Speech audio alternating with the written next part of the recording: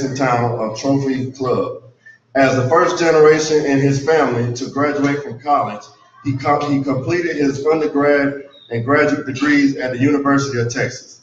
While a student, he was instrumental in creating an honor code for the University of Texas and later helped establish UT Law scholarships for underrepresented students. Currently serving as special advisor to procurement and contracting services for the Texas and Health Human Services Commission.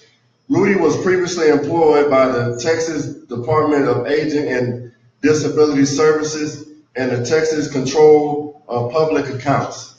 Rudy is a member of the Pflugerville Finance and Budget Committee, president of Austin Black Lawyers Association, and was recently elected to the board of directors of the Texas Young Lawyers Association. Let's give Rudy a hand.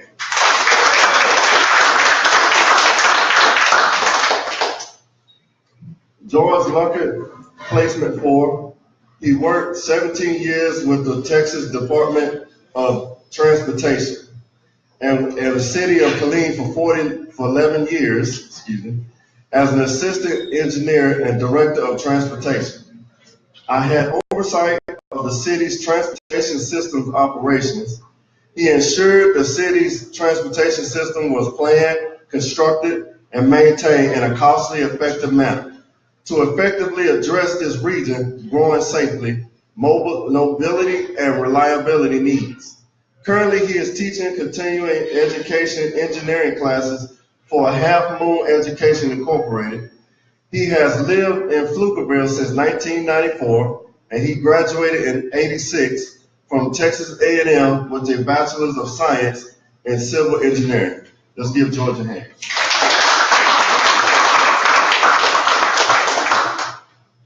Jim McDonald, placement 4.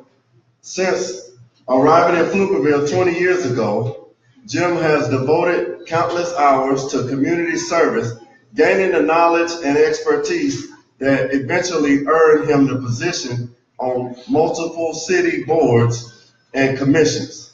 Jim's goal at the time to take that next step and become a part of the leadership, learn that guides a community toward the future, creating a Pflugerville where our quality of life, economic and culturally, remains high.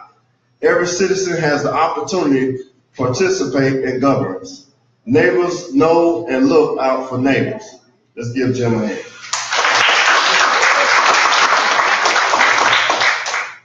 Victor Johnson, placement 6. He lives in Cambridge Estates and with Deborah, his wife of 45 years. His mother also resides in Pflugerville, while his son and grandson have moved to South Austin. He is a retired veteran, a retired law enforcement supervisor, and was a business owner for 15 years. Victor has taught classes for Los Angeles Community College, Central Texas College, and the University of South Florida, as well as for a private training firm. An active member of the community, he's currently serving Pflugerville as the board member and treasurer of PCDC, as president of the Pflugerville Downtown Association and of his homeowners association, and in other community service organizations. As Chief Robledo, said, he has a servant's heart. Let's give Victor a hand.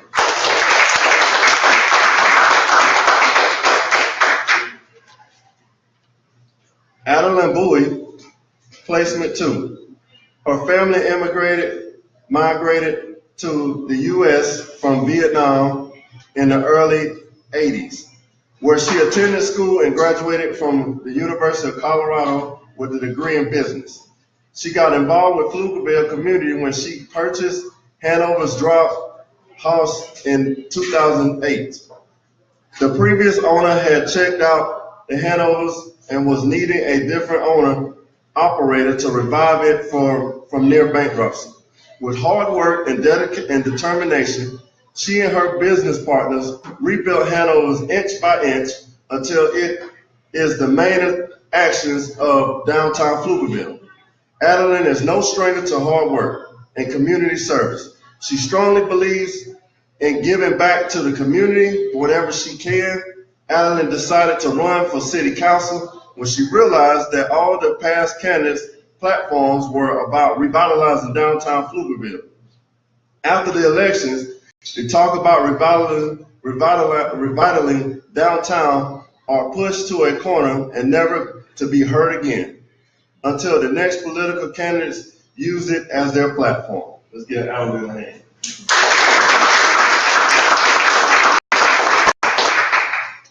And for our final candidate, Jeff Marsh, placement 2. He is a Pflugerville born and raised.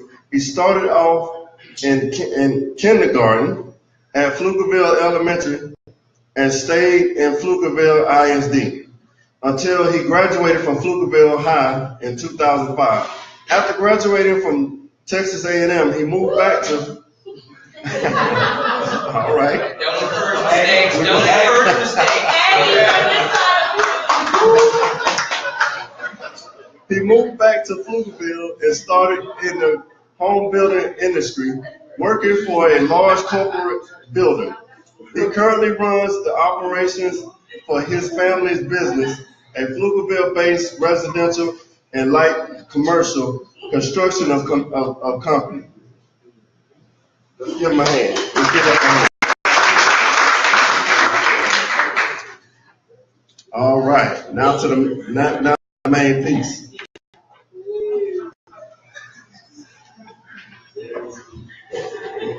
Move this out a little bit. That's just a little easier. All right, as I stated before, we're gonna go through each panel and ask each candidate the same questions, and they will have 2 minutes. And then after we finish with all the questions, then we'll open it up to the audience to ask any questions that y'all may have. All right? All right, so, Jeff, what policies would you leverage to attract newcomers? And how can we attract more Black business-owned businesses here to Pflugerville? One of the things that we're already working on, I need to yell or? Yeah, we're going to pass the mic. There we go. One of the things we've been working on in the city currently, and I am serving on the city council right now, we are trying to direct most of our public investment in infrastructure programs. One of the ways we're doing this, I've actually started working with city staff to get the right-of-way infrastructure improved in downtown.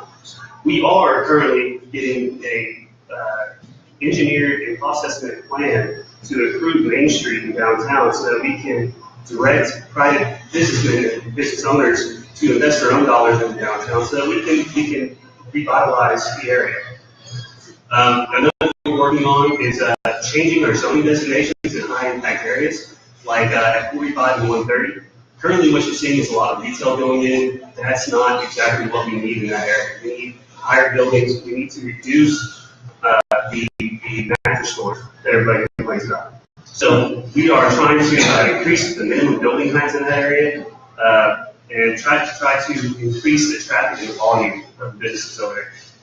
One way that I think we can attract more Black-owned small businesses in the town is with PCDC's help. We have 2 members of PCDC here right now. One's here with me and one was bringing it back. A.K. Brewer over there. What I would like to see is PCDC get together with Black Pflugerville and create an educational program that we can then go into the community with that would help support, help mentor, and help bring in some of these programs that we're looking for. Right. All right. As a small business owner, I have opened many businesses. I have expanded my current location from downtown to Roundabout. So I'm very familiar in how to create business, how to sustain a business, and definitely how to run a business.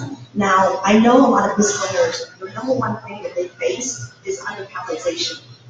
It's hard to put your own money and your own sweat and tears for years to follow your dream.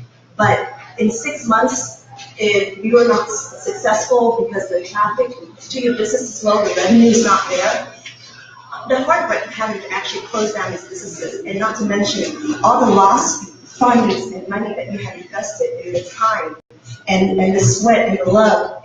I mean, a person can go through such devastations that they may not recoup. Now, to attract more businesses, I think it's going to take more than just infrastructure.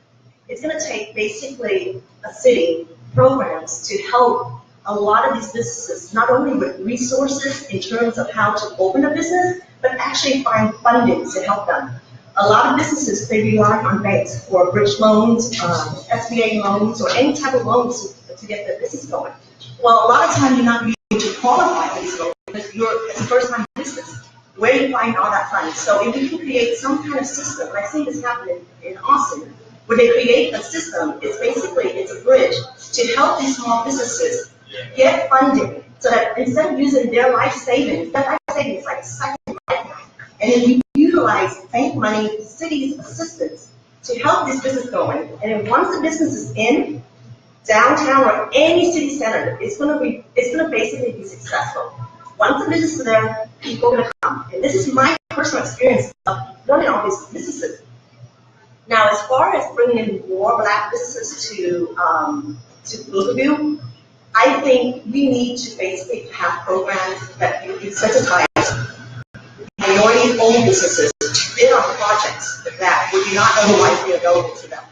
I see this again in Austin. I developed in Austin, so I know what it's like. I get bids to become a woman-owned minority business, and so those are the incentives that Black business owners will need to have an upper leg in trying to get any kind of opportunities to expand, to grow in the city.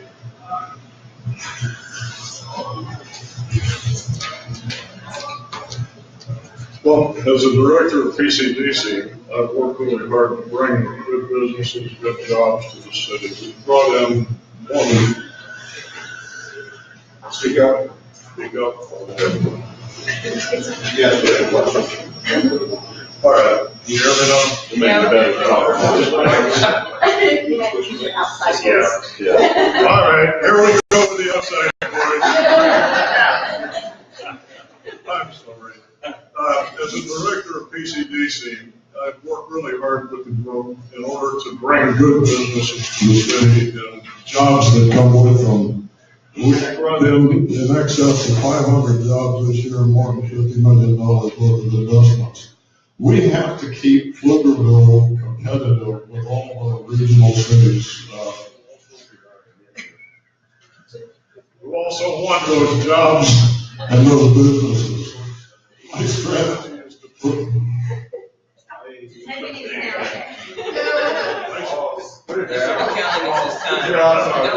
My strategy is to provide a safe and business-friendly environment for new businesses, where Pflugerville is prepared the necessary infrastructure for these businesses to succeed. And that means things like safe water, safe and well-maintained roads.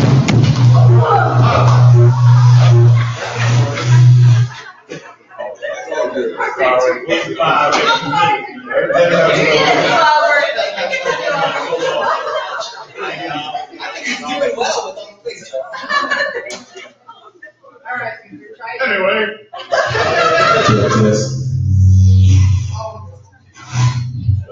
Safe and well-maintained roads, good schools, and plenty of recreational opportunities for their employees. I've worked with the Downtown Association to help existing businesses, and I've worked with the Pflugerville Black Business Builders to bring them needed contacts and to provide them with resources. One of my key goals is to cut red tape to a minimum. We need to get business moving again here in the city. If it takes months of time, volumes of paperwork, and it costs a fortune just to get a permit, to do a building, to do whatever we need to get a business started, something's wrong with the system and we really need to fix that.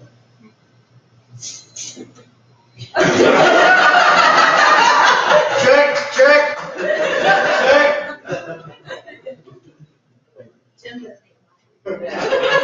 I'm Jim McDonald, running for place 6. I think we are in place 4. I just want to let everyone know that we have a timekeeper that's sitting over here that's holding up cards so we can pay attention to when our 2 minutes actually expires. The yellow is after 1 minute, I think. Yellow is 30 seconds. So, 30 seconds left.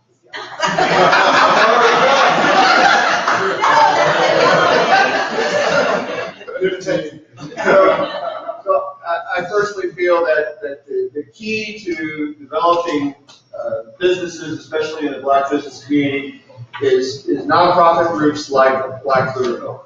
Black Pflugerville is a community of persons of color and others that are interested in investing time, investing their personal energy into raising awareness of the Black community and raising awareness and visibility of our Black businesses.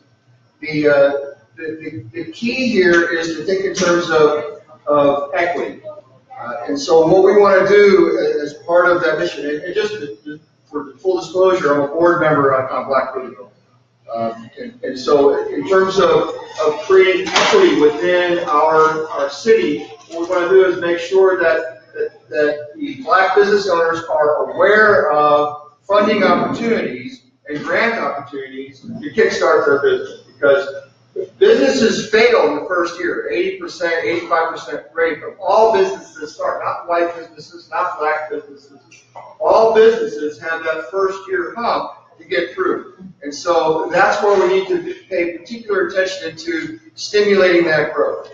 I'm a full supporter of the Pflugerville First program, where they're putting businesses first. And so instead of looking at attracting external businesses, we need to take some of that money and invest it into businesses that are here, that are local, and support them and grow them and see them to be successful. Because those are the people that put their heart and soul into the community. Those are the people that, just this morning we had a cemetery cleanup in Little Mama's Bake Shop, donated back to the community, providing breakfast tacos for the workers that came out there. And so that's where we see that the community involvement, the community engagement, and I think that's how we bridge members of our community, the people of color, bridge those into funding opportunities like through the city and other opportunities.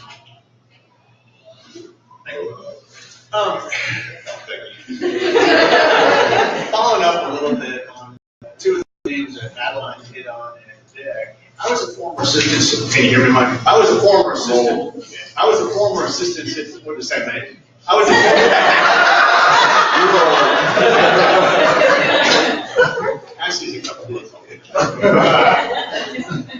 a former assistant city engineer, and for 11 years, I listened to builders, developers, business people. And what I try to do is, how many people have ever gone into a city office or somewhere and said, somebody's in a meeting, they can't help you? But we all, what we tried to do is, as an engineer, I can't waive code requirements. But what I can do is, I can answer questions timely. I can sign comments. I can sign driveway permits. All those things, time is money. And when your town is more friendly to businesses, it makes them want to take more risk. Because at the end of the day, we're asking people, they're coming and take a risk. They've got to have profit, and they've got to have predictability of revenue. We're also asking them to turn around and also hire employees and their payroll. So as the city has to understand that. So you certainly, it's big touchdown. As elected officials can really influence timeliness and availability. An example would be when I was in Clean, what we did is we were making a move to actually move the driveway permitting process under the city engineer. That doesn't take away the maintenance from the state, but instead you come in and says you need to go see the highway department, and you got to go find somebody. We follow their policies, and so things like that can be done. The other thing that you can do also is you can, all of the contracts that you have a DBE and a hub requirement. A lot of times, especially when I did the engineering side of the world, you'd use companies in Austin. We use companies in Austin all the time. I started going to meetings. some of the same vendors that I use in the city. But what I used to do is I used to look at those subcontractor agreements and I said, okay, why are you not using a local title company? Why are you not using? So, and then that gives predictability until that core competency can be built up. As far as specific to, and that touches on the black, the disadvantaged business. As far as specific to attracting blacks, I don't think there's any black family or any family under the sun. People are attracted to good education and health, welfare, and recreation. So if you touch on all those bases and become business friendly, that's where you'll do well.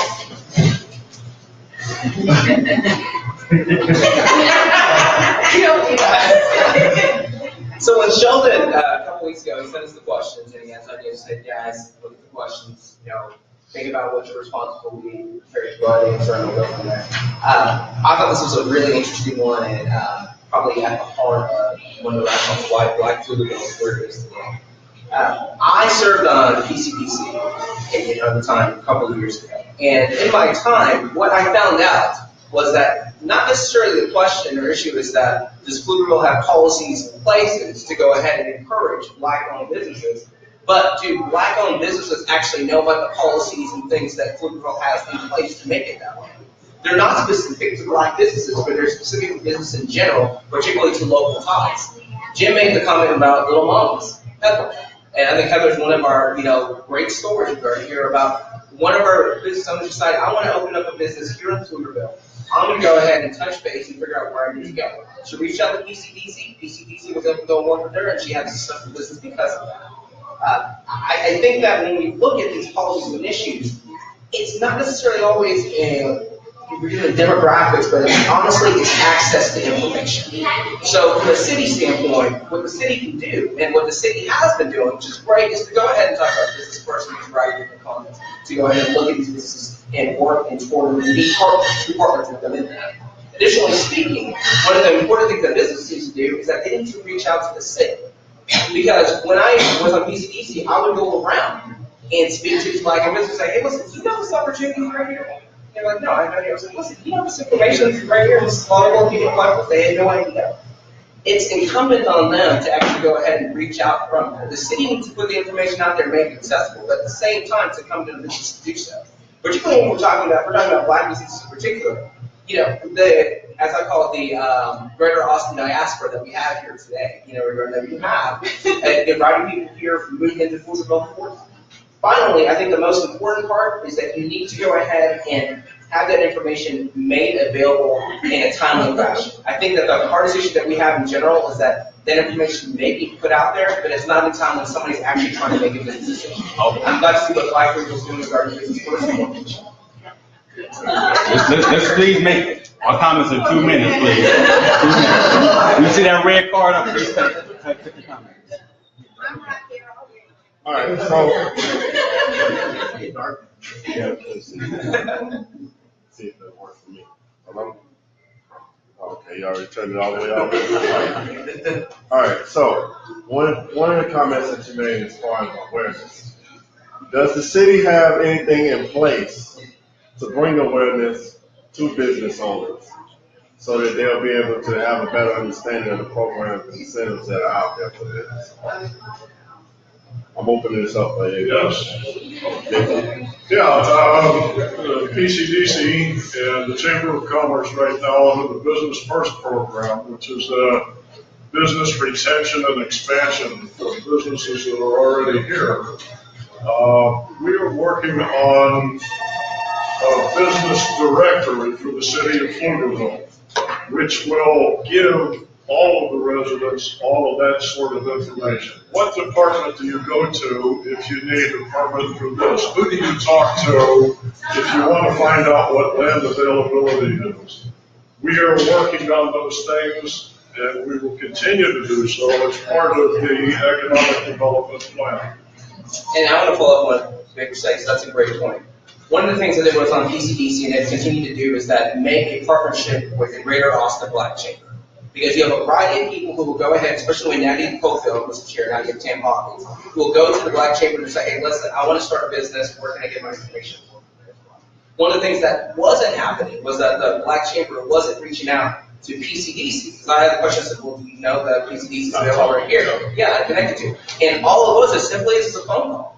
And the conversation, hey, listen. And you know what PCDC did? They made sure the Black Chamber had made available spaces at PCDC's offices to make sure that any businesses who are interested in utilizing that space to be able to go and use those infrastructure, look at those goals ideas, had it available to them. And it's great to see that PCDC's continue to do that and moving forward with that, because that stuff's essential. It's really about relationships. You see it time and time again. It sounds so simplistic, but it's true. It really is about having those ties and relationships and understanding how it all ties together to be able to go ahead and better network and put things out there. At the same time, a few years ago, because of variances in planning and zoning, the city went through and created a unified development code. It's a one-size-fits-all development code, which with an outside developer coming in that's well-funded may make a lot of sense. But for a small business owner that's trying to start something here, maybe they can't plant 50 trees to cover their parking lot. And so we need to take a look at defining what a small business is, and good Lord, the federal government has done that for us quite well, and the state as well. We need to take that definition of what a small business is and perhaps look at a different standard of development codes for a small business so that there's not that financial barrier just from the beginning to get those businesses jump-started. Now, also, in terms of, I agree with Rudy saying that there has to be awareness. I know a lot of people in this room probably never heard of PCDC or even know what PCDC acronym stands for. Now, awareness comes from other channels that maybe they might be with Black Austin Chamber of Commerce, Pflugerville Chamber of Commerce, Round Rock Chamber. I mean, there's so many organizations out there that I think if they have ways to tap into these needed business owners. So the more people know about programs that are out there, then it's going to be a referral basis. Like, did you know about this program? And it's all going to spread, because the more people know about the program, the more people will be able to utilize it, because not only one entity is aware of this program, but everyone is. It needs to be more publicly known, and it needs to be partners with other organizations around the city, other cities as well, so that way everyone's aware through their different channels of where they get the information from. And kind of to tie everybody's comments in here, and I know we just went down the line again. One of the things that we've been working on with Terry Salinas, who's our communications director in the city of Pflugerville, is actually getting the word out, more programs going on in town. Just recently we talked with the animal shelter, Rhonda, and we are putting out educational information on Pflugerville Focus, on Pflugerville City website, on Facebook, all the social media platforms. One thing that we can do to make the information better known is, again, partner up with our communications department, which is winning national awards, state awards, and get it out there in all the social media platforms. Get it out there with Pflugerville Focus, which you see on channel 18 or 11, and start putting this out there in the public. Instead of having the public come to us, we can actually go to the public and make sure that all this information is readily available. Okay. All right. Going with the next question. Pflugerville is becoming increasingly diverse. However, most residents travel outside the city to attend cultural events, such as Black History Month celebrations and Juneteenth. How would you support cultural events that would appeal to Black Pflugerville residents? Okay. Just recently we had a conversation with Black Pflugerville Community City Council and asked about family reunion. And one of the things that I want to see done is kind of like with Chili Fest. Chili Fest started off as a PDA, Pflugerville Downtown Association event. The city provided security in terms of police. We provided barricades to block off the streets. But the PDA came in and just jump-started the program. And it became a cultural event in Pflugerville. Everybody wanted to come downtown. Everybody wanted to try chili. You had John Brotherton making chili all the way down to, I think Victor made chili one year. So not to keep your chili. So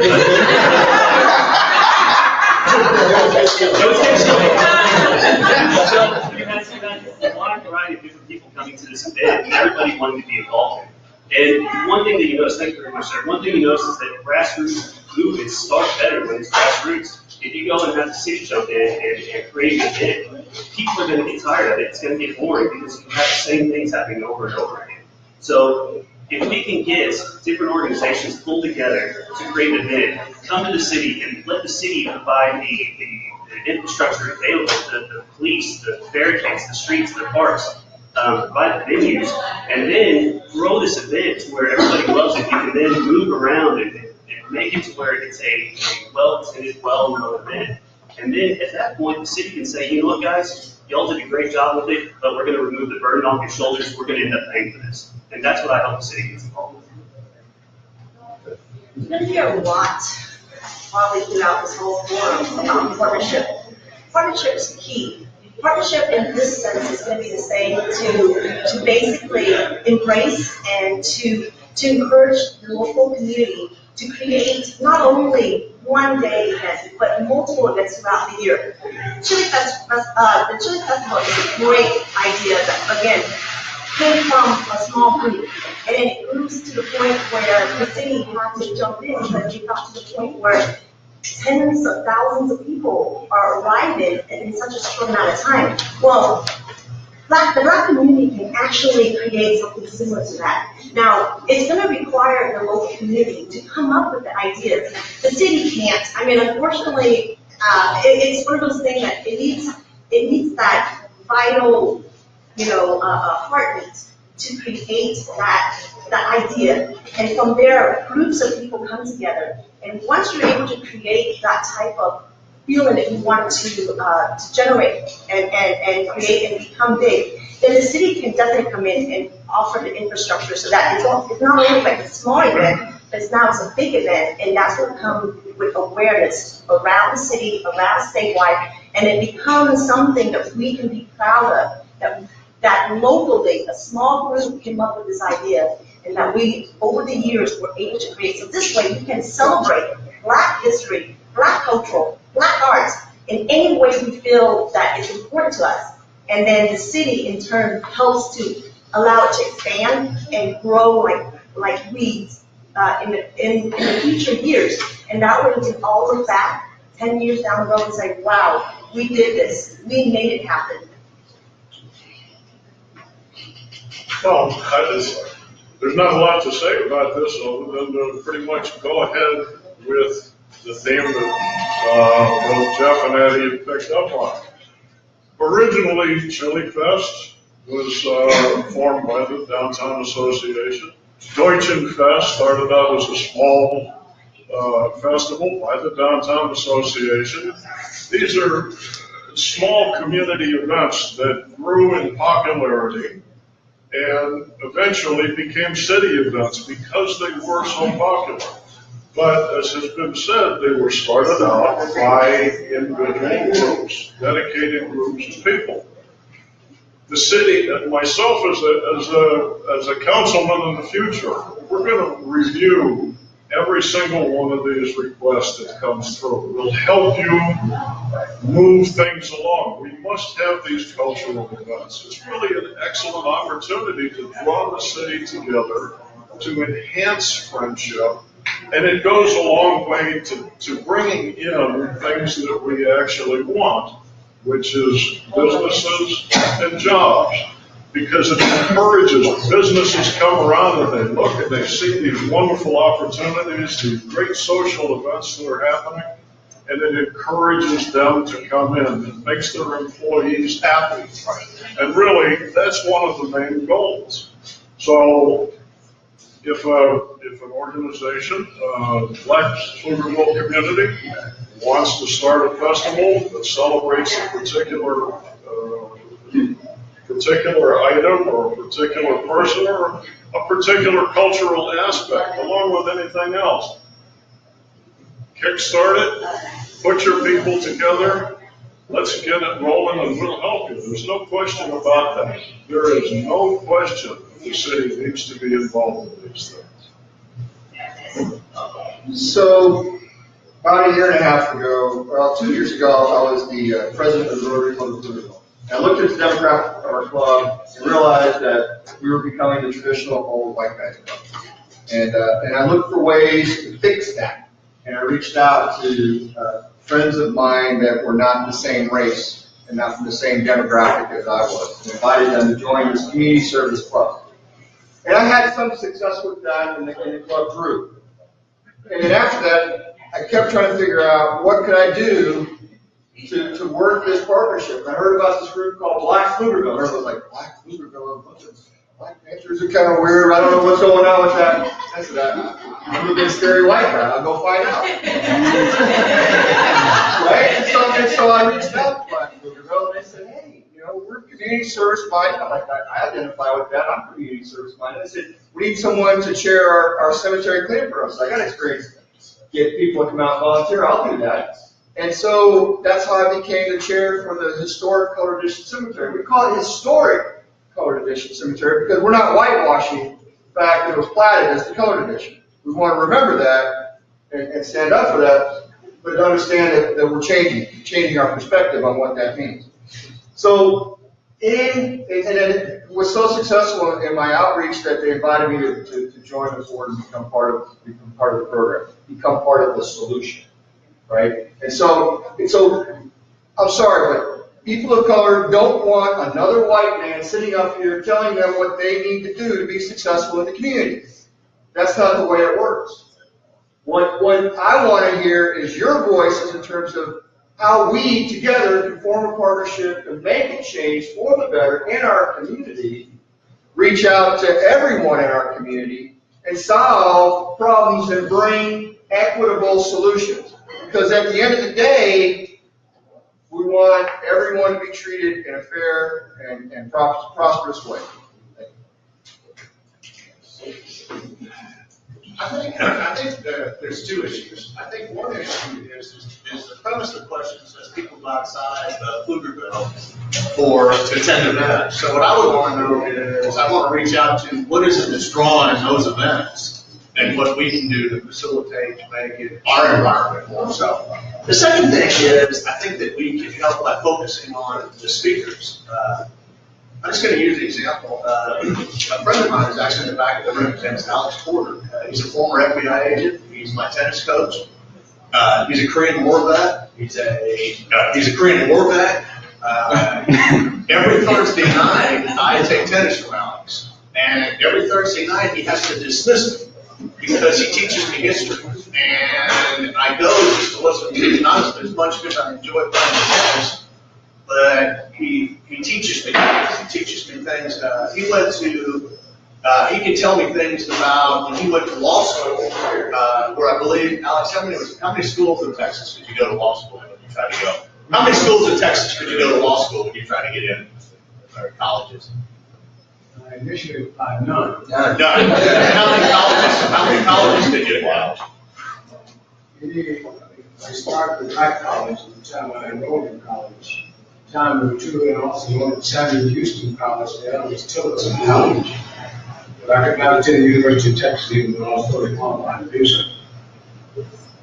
Alex would be one of my first speakers. And then I think if I'm elected as an official, I would be in a position to try to influence to bring in more speakers. Austin has a plethora of retired athletes in this area, things like that would be interesting. That people would want to come see. So I think that we have to really reach out, but we also have to look in our own. Alex works for contracts for Pflugerville Parks and Rec right here, and he's probably one of the best speakers I know. And he hasn't, to my knowledge, I don't know that he's been asked to speak. Thank you. I got 2 minutes, so I'm going to make it quick. Yeah. But when you're the last person, it's like, okay, things are simple.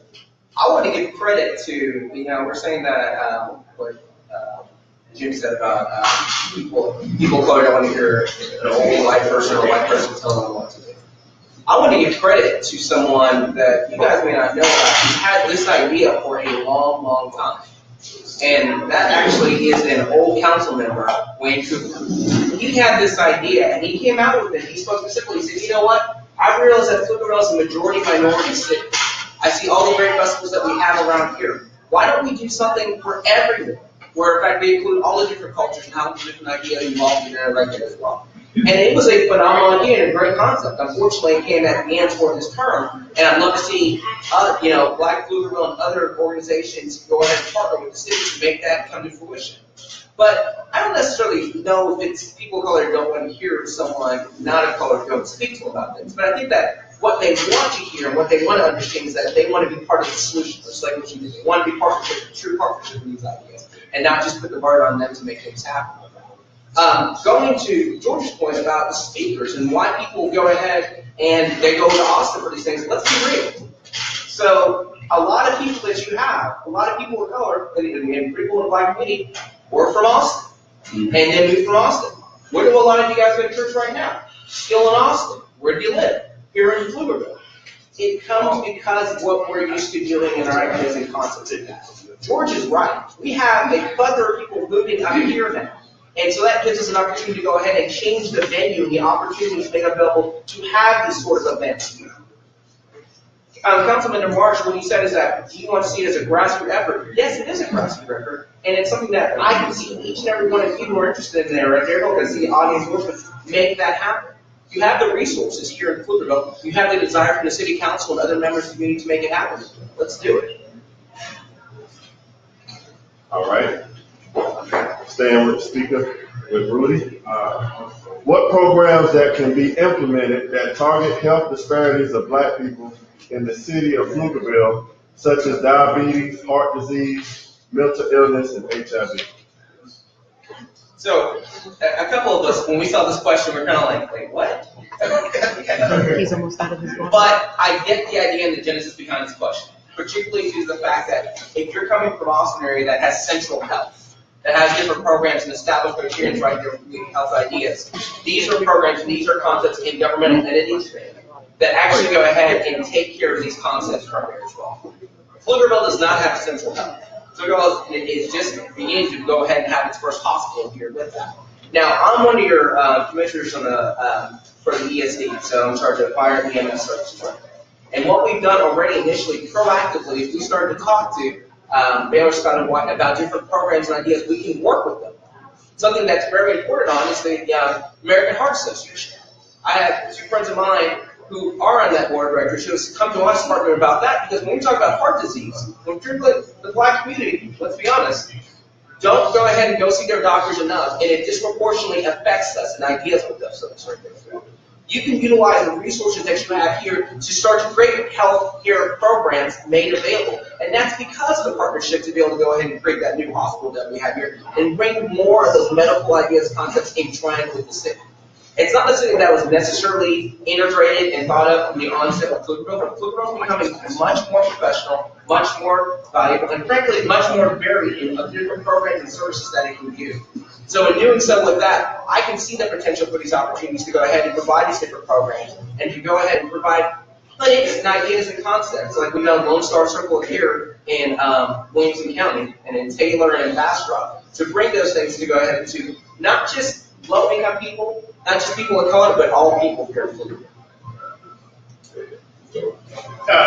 Right before this meeting, Rudy and I were just talking about this funeral today at 1 o'clock for a young gentleman who's 46 years old.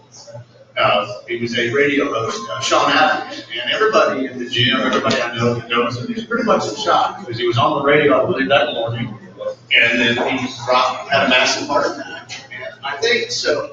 The first thing is you have to look at what the city has in place already. Our library is a very underutilized resource. There's a plethora of information in the library on public health, preventative maintenance. And so we've talked about, since I started going to council meetings, I've seen a very, very impressive group that does social media. We need to reemphasize what's already in place in the way of that as far as education. The second thing is, just on personal, I lost about 30 pounds in the last 2 years just taking advantage of our hiking bike trails. I said, I'm going to go out and walk every night at these hiking bike trails. I think the hiking bike trails are a very underutilized asset to this community, and so I'd like to see more emphasis on that. That's from a layman's perspective, education and increase of exercise. When I was working for the city, my specialty was safe routes to schools and I put in probably about 12 miles of trail to do those. And I work on building connectivity. You see things along 1825, or you see now with the new school that's in the sports stadium, there's a bridge. So working on building the barriers to get rid of things that are barriers for walkability, and then connectivity, and then promoting and making it safe. So, how many people are on Facebook? How many people are on Facebook too much? Right. So Facebook has become one of those ways we keep up with our friends from high school that I forgot about. We keep up with the grandkids, and the city has used really well with the Pflugerville focus in terms of putting out messaging about the last city council meeting. And for some of us, that's where we get our news from. So looking at opportunities to aggregate information. So we've got Baylor Scott and White here. They have a lot of programs. I've been talking with them for their employees that they want to share with the community. So they can share those programs with the community through the city council. If the city council decides to create a health advisory board, then that board would be able to go out and aggregate other resources. HEB has a huge annual program where they challenge you to lose a few pounds and be healthier. And there are other organizations as well that do this. We can work with those organizations, create a specific Pflugerville health focus messaging that then provides opportunities for all the citizens of Pflugerville to come and learn what your particular health risk is. If you're a person of color and don't realize that your risk of stroke is twice that of a Caucasian, then you're missing out on part of the messaging. And that needs to change. We need to understand what our health risks are as human beings, and our genetics give us a propensity to suffer from different things, and those are where we need to get checked out for heart disease, when we do our annual exam, checked out for prostate cancer, checked out for breast cancer, etc.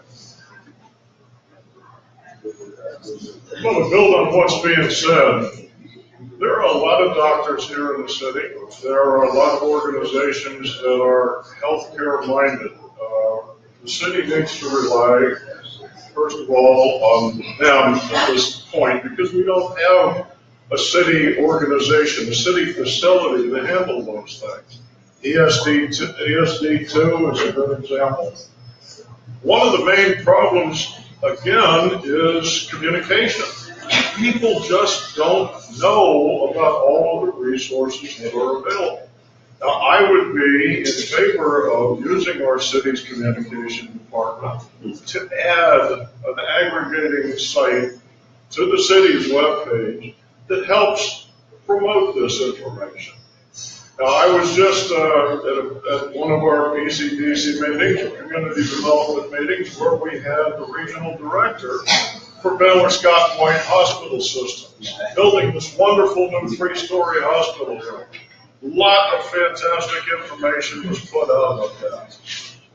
When they finally come online, this city is going to see a lot more activity from Baylor Scott and White as far as community health outreach.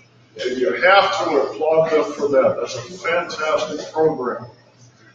What I want to do is to make that available to everybody. So next week, I'm going to have that section of the video up on my website. Please come take a look at it. Listen to what the regional director has got to say about the new hospital, and watch as we ask him pretty much these same questions and see what his responses to those things are.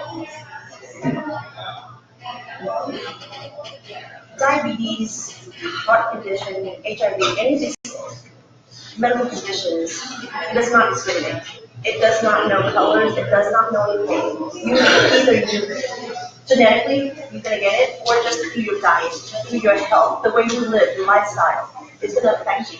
Now, I think when it comes to individual health, the initial part is going to be upon us to get annual checks up, to understand when we're high risk because of our eating habits or our inability to get out and exercise. So once we're aware of that, then we know that we're taking the precaution to get ourselves checked out, making sure that we prevent something major to happen.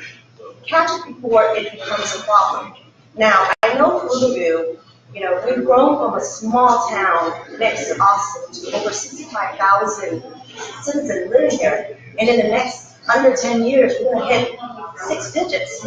Now, obviously, the city has never prepared itself for community health, a community center, or any kind of county hospital.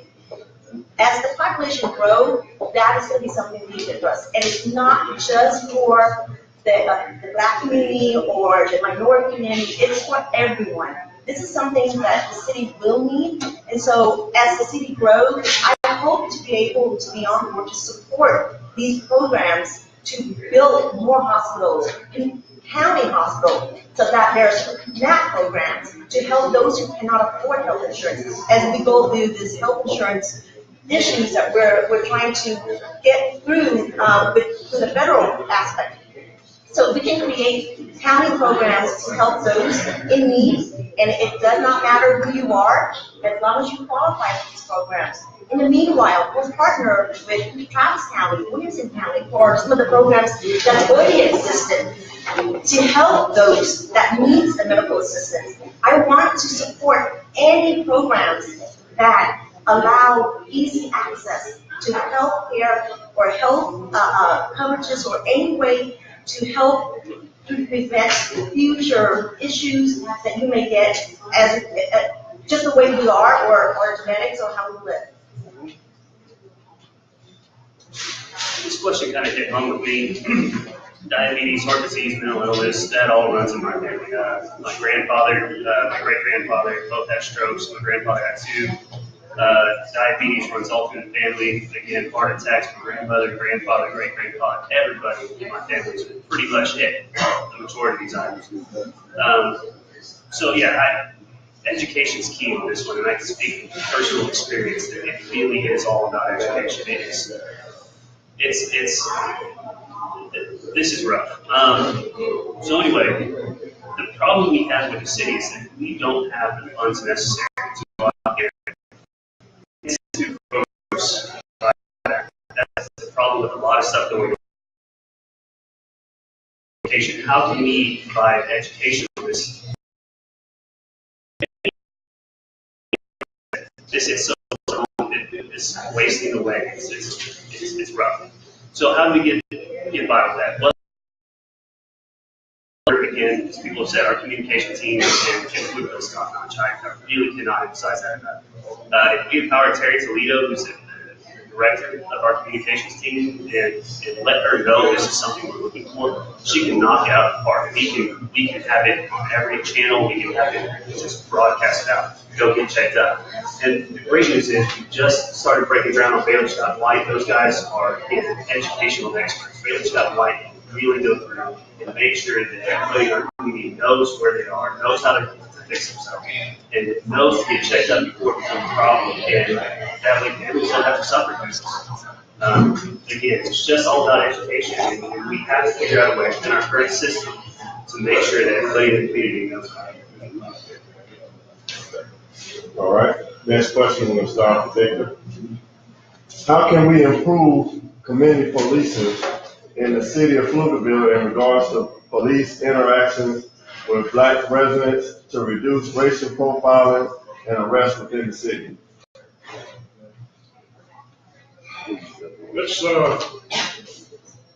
That's something I've dealt with for a long time. As I finished up my 39-year career in law enforcement, I was the supervisor of what was called a public integrity unit. We had oversight of some 70 communities, 70 different police agencies. My unit once arrested the mayor, the chief of police, and most of the police department for unethical behavior. I have absolutely zero tolerance for unethical behavior, and that includes profiling. And I'll carry that forward to the board to make sure that happens. Now, Texas requires training of all its officers in that subject. Police departments are required to report on that subject to the federal government. So there's a lot of oversight. Our own chief of police is very, very outspoken about that subject. We need to maintain that strong police community outreach and relationship program that we have now and continue to advance it. I'm not going to generalize about any particular arrests in the city. Each of those incidents stands by itself. As police body cameras become more and more prevalent, you're going to see a lot more evidence of that kind coming out when they work. Let's face it, they don't work all the time. They're not turned on all the time. And sometimes they just break right in the middle of what you want them to record.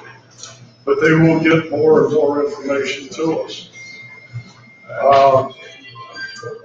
The ISD is going to be implementing the new Texas law, which was just recently passed, Senate Bill 60, that mandates education opportunities where students and law enforcement interact in the school environment, in the educational environment.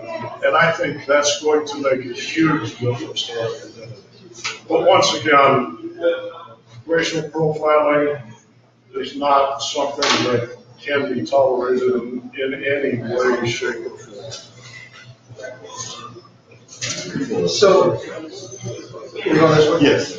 Sorry. No, Hey, that was a good question.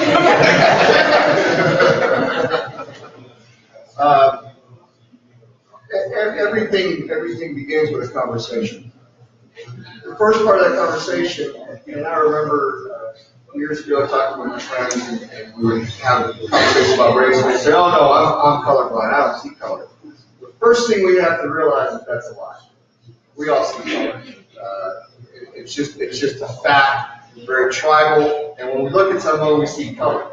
Now, what makes us good citizens is I look at a man from Haiti, and I see a black man, and I don't think there's a bias about what he is, even though he is an attorney. That joke never grows old, right? And so what we have to do is train ourselves to recognize our implicit bias that we have. I grew up in a white neighborhood in Chicago before I went to Waxahachie in 1974 and was thrown in to a very diverse school system. And so I grew up in that school system being the guy that played in the football team, stronger than a lot of the kids that I played with because my dad made me put in barbed wire fences at an early age when I was strong.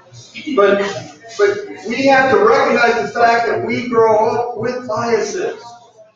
And that's not bad. What's bad is when we act on those biases. So if I recognize a bias that I have and say, oh, I need to be aware of when I make this decision now because of this, right? So training is key. Implicit bias training is key. Secondly, measurement in terms of the outcome. We recently saw there were high school student kids in ISD that were being referred for charges being filed against them in our school system, and there were a disproportionate number of black students that were being referred to. So a couple of us went to Chief Robledo and talked about this, and she brought the entire command staff when she found out about it. And it was everyone sitting in the room and saying, you will pay attention and we will make this right. And so that's the way. We measure these things, we hold people accountable, and we stand up for what's right, and we be aware of the fact that we have our own biases, but we move forward in spite of those. I think that we first have to think about the premise of this question and give the police the benefit of the doubt. When I was growing up, police used to come to our school, and then they gave us an education on how to interact with police. So public education, for instance, whenever I see a policeman or in a neighborhood or one approaches me or I approach him, notice where my hands are. Nowadays, if you see, police are they're jumpy right now because they've been shot, things have happened. In Killeen, I believe we had 2 different officers in the last couple of years killed in the line of duty, simply just walking right up to a serval warrant or something. And so we have to understand that the police the public needs education. I think what can help is some old school approaches. Again, I'm old enough to remember that when police actually used to just walk kids, and I'd like to see the police get out of the vehicles and actually, I know it's not efficient, but I'd like to see them actually walking and getting out and meeting communities and doing more walkable. And then I'll launch the car here. But I'll quickly relate a little story. I have been stopped twice in the last 5 years while I was working in the city of Killeen by police and asked for my identification. First time was I was walking up and down the street in the rain. And the policeman pulled me over. He came up to me and he said, "Why are you doing this? Can I have your identification?" Was that good policing? Or did he want to know what I was doing walking up and down that same street in the rain?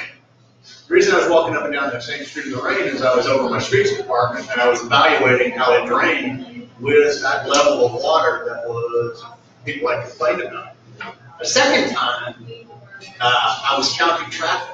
And I was working on a right-hand turn lane by a school district, and I was counting the cars, and I was kind of hiding behind a tree on private property because I didn't want to influence the character and behavior of the vehicles. So I was writing notes as to how many cars were in the queue and how much.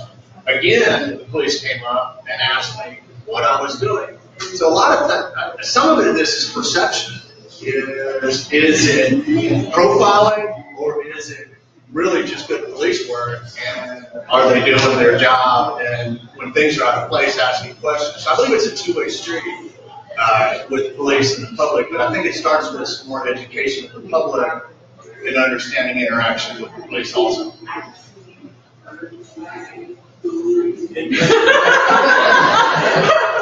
Get ready to fly.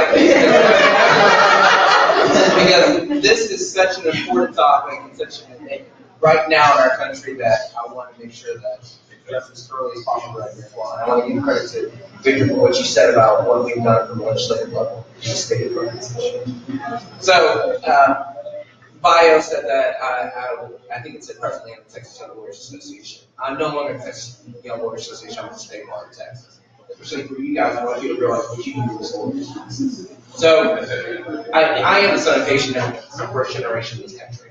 If you guys go ahead and look at the history of INT, and you see what Papa Doc and Baby Doc did to that country, and you don't have a sense of appreciation for living in this country and the freedoms that you have available to you, I'll be very, very disappointed. I don't think Americans understand enough how lucky they are just to live and be in this country, period. The things that you can say, the dissent that you can do is not allowed in a variety of different countries around this world. I'll never say America's perfect, but it's the best place in the world for opportunity for people, no matter who you are or where you come from. So for me, I became an attorney because I had a book in my parents' library that I saw at 4 years old called The Kennedy Years in the Negro. In that book, I saw a guy, I saw JFK, I saw another guy, I saw Martin Luther King. I recognized him as well. I was 4 years old. And I saw another guy in all these pictures right there. And I asked my parents, I said, well, who's that guy? And they said, that guy's Thurgood Marshall. I was like, well, what did Thurgood Marshall do? And he goes, he's an attorney. He goes, well, what are an attorney? Attorneys help people. And from there, I haven't changed in 33 years becoming an attorney and doing it. But regarding this specific topic right here, as an attorney on the Texas Young Lawyers Association, before even Ferguson happened, we had a discussion. And we were saying, what's going on here in this country? What can you address it? Why did the discussion happen? Because of a shooting in East Austin. And I, at that time, was president of the Austin Black Lawyers Association, and I heard people in the community ask me, hey, I'm not blaming the police officers. I'm not blaming the DA's office. What are you, as leaders in this community, doing about this issue? You know it's an issue. You know it needs to be addressed. What are you doing about it? That was a fair point. We created a program called Strength and Unity. In that program, just like what George said, we took an old school approach. We went ahead and we went to the officers and we asked them, what is it that we need to know more as citizens to make sure that you understand where we're coming from? In turn, we went to around the school districts, Bastrop, Austin, Pflugerville, Maynard, right in the school districts around the general and central Texas areas, and then through the state and saying, why aren't you talking to these officers? You have these school resource officers on campus. What is the issue up there? Many of them trepidation and concern because they had seen what's on TV and they didn't want to interact with it. Then we asked, well, why don't you become an officer and be a change to that? Well, you know what they did instead with that? They said, I don't want to be that guy on TV that I get in trouble for, and my parents go ahead and they look at me and they're embarrassed at me because I'm an officer and I make a mistake right there as well. We have to go ahead and partner in these school districts, walk the local beats, support our police officers, and make sure that we understand that these issues aren't just issues that need to be spoken about, but can be implemented by partnership and through education. It's important for us to go ahead and make sure we hold the officers accountable when we have bad comments. But you know, it's just as important that when we talk about community policing, it means integration in the community. And that's what I'm proud about Pflugerville and what you see right here. You know Officer Dan, you know Officer Jason, you know Chief Roberto. These people are in your community, they're in your churches, they're at your events right there as well. That makes all the difference in the world in what you're doing. And it's the reason why the Pflugerville Police Department has won so many awards and accolades in what it's done.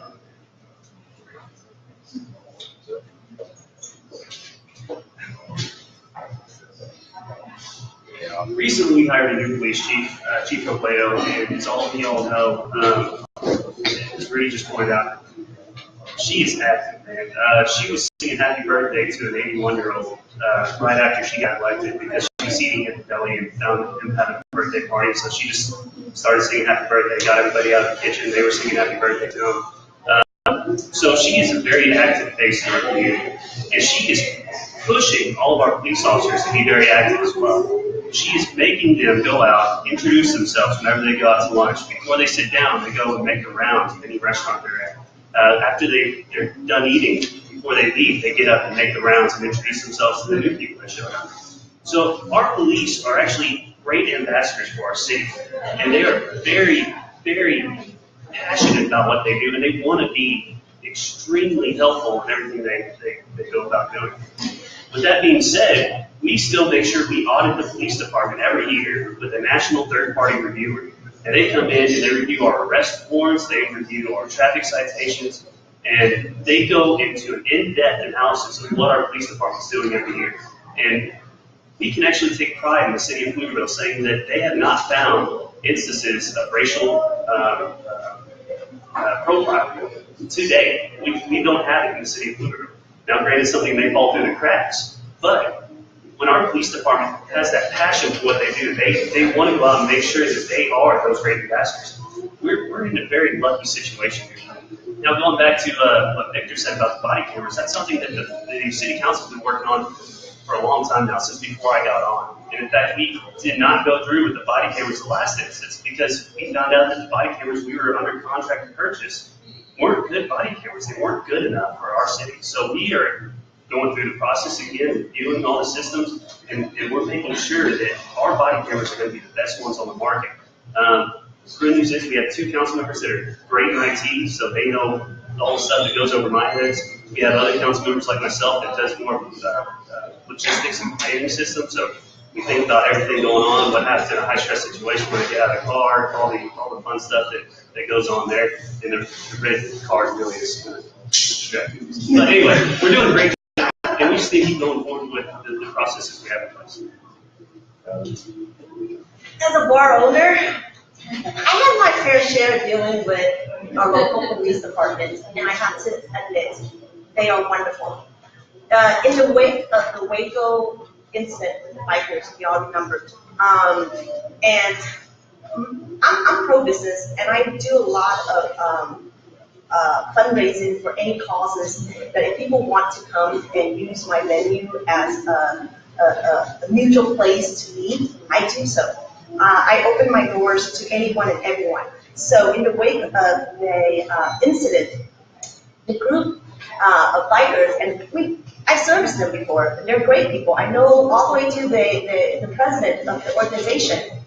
And they wanted to do a fundraising to raise money for some of the families that were killed, not necessarily just the police. They want to do all in general so that they can provide some type of support for the families.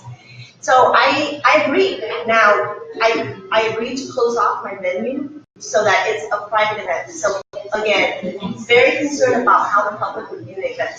So of course, it's my business, it's my venue. I promoted the event. I got a call from the police department, and they wanted to have a sit down with me. Like, fine, we'll have a sit down. And of course, their number one concern was, is this going to be a repeat of the Waco? And I assure them that we're taking all the proper measurements to, one, do not allow any weapons inside our property. We sell liquor. We do not allow it during the general weekdays. So why would we do so on a special event? And at the end of the meeting, we all agree that the police, they will not stop my event, but they will patrol, they will put the necessary police officer in place to prevent if anything happens. Nothing happened. It was a very eventful day in terms of what they did or the cause, but really nothing happened. And I think that comes from a police department being proactive, not necessarily profiling, but just being proactive to protect their citizens. Now, at the recent police department open house, I sat down and talked to Jessica Reynolds, and she told me, look, we have zero tolerance when it comes to profiling. And she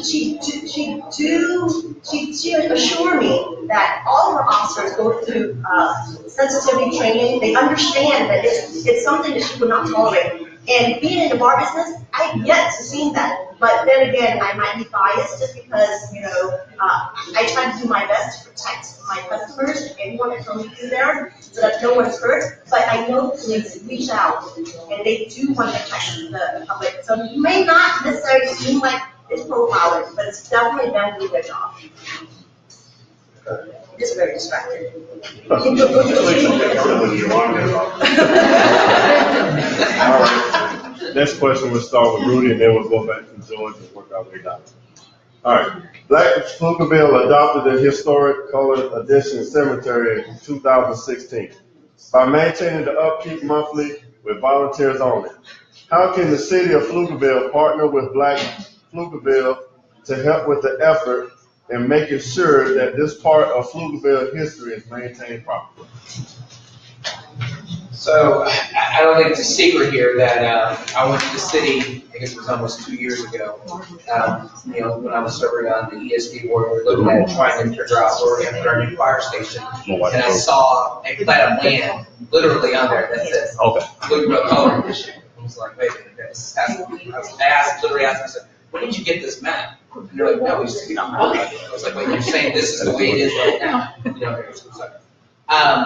I was shocked. I was shocked by that, in 2015, I actually got 5 land specific stated, taking it back to say the least. I went to council, they made a public comment about right here as well.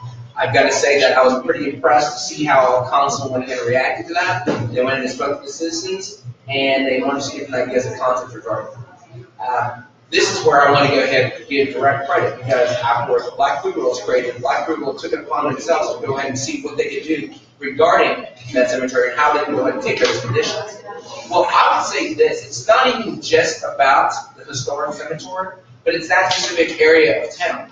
And if I myself went around to go talk to Pastor Fred Stickner. I went ahead and spoke to the citizens who lived there, and frankly, some of the business owners whose own businesses own it. Thank you very much, appreciate it. Regarding what's going on there and what we can do to go ahead and effectuate and change and make sure that part of town's reflective of the rest of the community. One of the big issues that you've heard around here, not just, to be clear, not just the color edition, but old Pflugerville, right in areas, is that we're seeing all this tremendous growth in Pflugerville, but it's happening on the north side, northeast, and east side of town. What are we doing to go ahead and make sure that's spread all over the place? Well, in this instance, what's great to see is that the city understands that. I did confirmation from Marsh, I think I saw Keith, and I saw Mayor Gonzalez around here, to look at those issues and try to see what they can fundamentally do to go ahead and change it. Now, we've got to be careful because we designated an historic site. And we have that area right here, and the city takes over. There are different things that, frankly, might change the topography and, frankly, might push out some people's homes and ideas over there because of the ramifications from the statutory standpoint that we do that. But what we can do and what's being done is to make sure you partner with it and do what Jim's done by getting the American Legion, getting the Rotary Club, getting the Lions Club, getting all sorts of folks and different organizations around town involved and make it a community effort. From there, after that's done being established, we can go take it forward and from a city standpoint see what we can do. I probably do three things. You talked a lot from the city standpoint of community development and have the ability to facilitate volunteers. And the city can definitely be a partner in helping volunteers, facilitating and helping in that method. The second thing is I probably would like to see perhaps the city improves their budget for fuel. I don't know how the city was a partner providing fuel. And then probably the third is the city has some influence in surrounding properties. I believe I'm positive Pflugerville Independent School District has some property around there. You don't want that property, you don't want air conditioning, things like that. So I think that in summary, I think there's three things. I think we can facilitate with volunteers. I think we can help with fuel costs, and then I think that we can work as a city to make sure that the surrounding area looks as good as possible. Obviously, this is my passion, is restoring the cemetery, making it look more like a cemetery than just an abandoned field. There are a lot of veterans buried in that cemetery. There are a lot of members from founding families. And we're looking to tell their stories during Black History Month next year.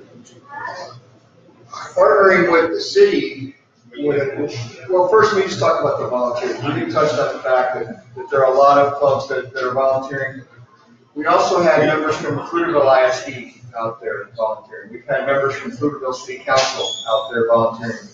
We've had Chief Robledo out there, and the next time she came, she brought her entire command staff volunteering.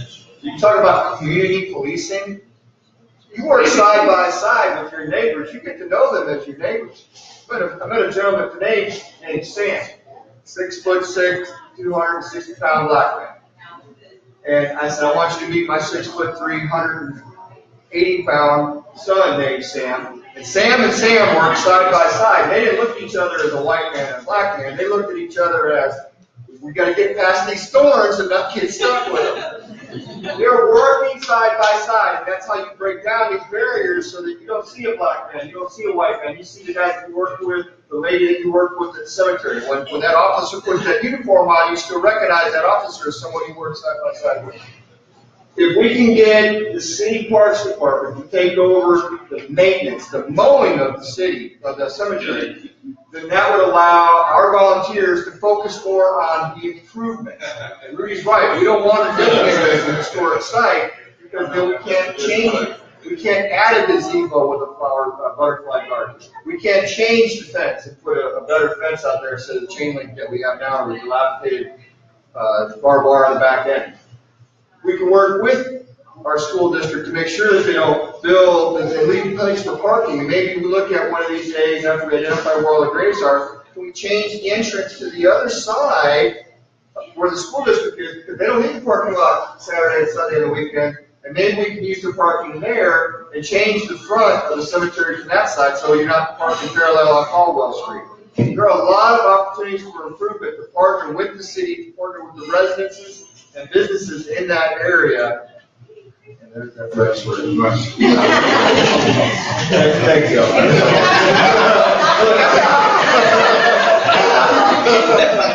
We just stopped all thought right there. Yes, exactly. It doesn't work that way for everyone. Why is she talking about that? First of all, I'm very, very heartened to see all of the volunteers that come out to work with the cemetery. I've been out here as part of the American Legion, waving flags. It's just a wonderful thing to see all of the different community organizations come together. And for this particular cemetery, at the present time, it's probably a public-private partnership that will do our best job. As was alluded to, the ISD owns the land behind that particular cemetery. It has some development plans. Now, the city is actually in talks with the ISD about what can be done to facilitate maybe cultural center there. And on that side of the property, on the ISD side or the ISD property, changing the entrance to the cemetery around that side. The city may very well end up taking over that cemetery, but it's not anytime soon, and it wouldn't be a great thing. First of all, you have to look, as was alluded to, Caldwell Street. There are parking problems in there. There's businesses across the street from that. There are homes in that area. And any changes to that particular area are going to cause a problem and cause a great deal of strife. What I can say is, interestingly enough, the new Pflugerville Historical Society may be willing to assist in the effort here with the writing of grants for maintenance for that particular cemetery. So public-private partnership is a great deal. It's not just that cemetery.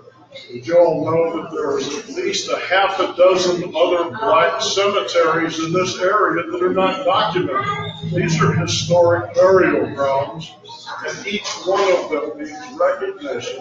Each one of them needs to be recovered and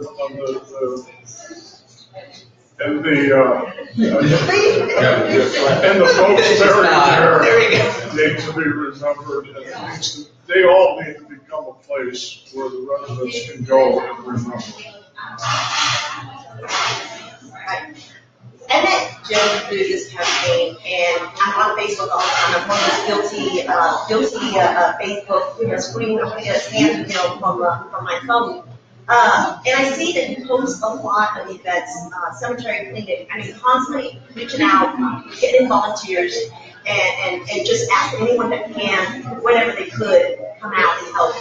And I think that is such a great cause, but there's no program that can sensitize these volunteers to do so. And maybe not necessarily monetary, but maybe the grassroots organizations are doing this. Maybe the city needs to basically provide incentives for volunteers, whether it's funding, grants, whatever it may be. It shows that there's an effort from the community that is trying to improve and better part of the city. And so if the volunteers feel like they're coming out doing a good cause, but in turn they have something in return of value to either, again, bring out more volunteers or make more awareness, because now they have the fundings to basically make it more known. I think that's a great partnership in terms of trying to recruit more volunteers. Now, as far as making it a designated historical site, I think it can be up for debate which way is best. But I think the key point from both Jim and Vic is basically if we can somehow partner with the city to just take care of the regular maintenance. So that way the volunteers and the grassroots organizations are truly focusing on what needs to be done, building a gazebo or basically some of the plaques that are just basically disintegrated. Maybe rebuild some of those plaques. Spend the time and the effort and the resources more towards beautifying those type of monuments rather than cutting the grass. So the city can just take on the maintenance aspect. I think that a lot can be done for the cemetery without maybe going to the historical site, visiting the historical site. But if it does, I think that the opportunities are limitless if we can have more resources towards the organization and efforts. Don't look at it. I might have a unique perspective on this because I've been on the council for a year, and I know what it's taken the toll our Parks and Rec department has on it right now, and our Public Works department has on it right now to maintain even the brand new 1849 park. We're struggling to make sure we have the equipment and manpower necessary to mow that. All the right-of-ways. Struggling to make sure all the right-of-ways are mowed, and we don't get to most of these areas, but once every month, every other month, every 2 months. So, and again, I got to give credit to you guys and give Jim as well. Y'all knock this thing out of the park. I think every week now, every month, yeah, every month. Y'all are maintaining that place. I guess it's the Facebook, I see it a lot. So y'all are knocking this out of the park a lot. If the city got involved, I think it would be a detriment to what y'all are trying to accomplish. I really do, because again, the funding just isn't there. We have to prioritize our city funds, and mowing properties is just not a good prioritization of funds.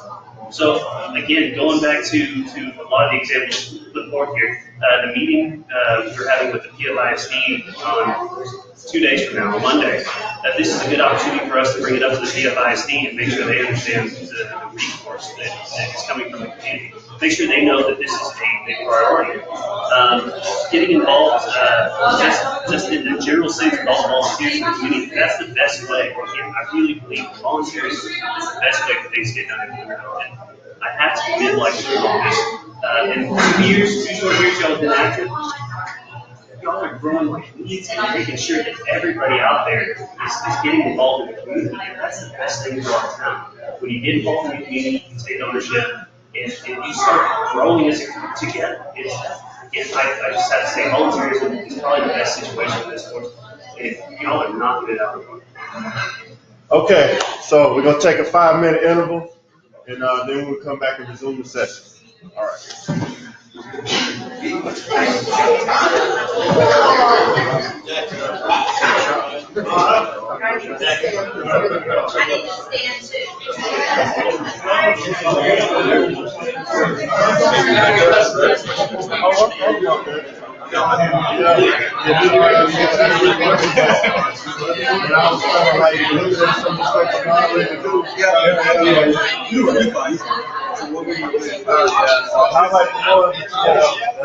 Okay.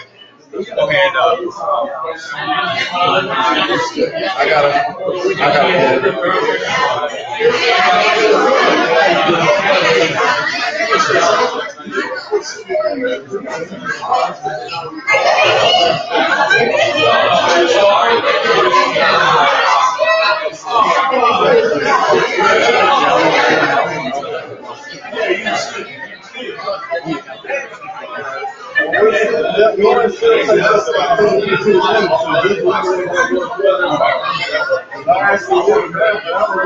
That's like 1.8% of the time. I wanted to do a sound check. Just to be trying to do it. I mean, it works for me. It don't work for them. Okay. I'm glad I'm not the only one that needed this work. Yeah, I was drinking all this water. So I sort of turn it on for me. It's good.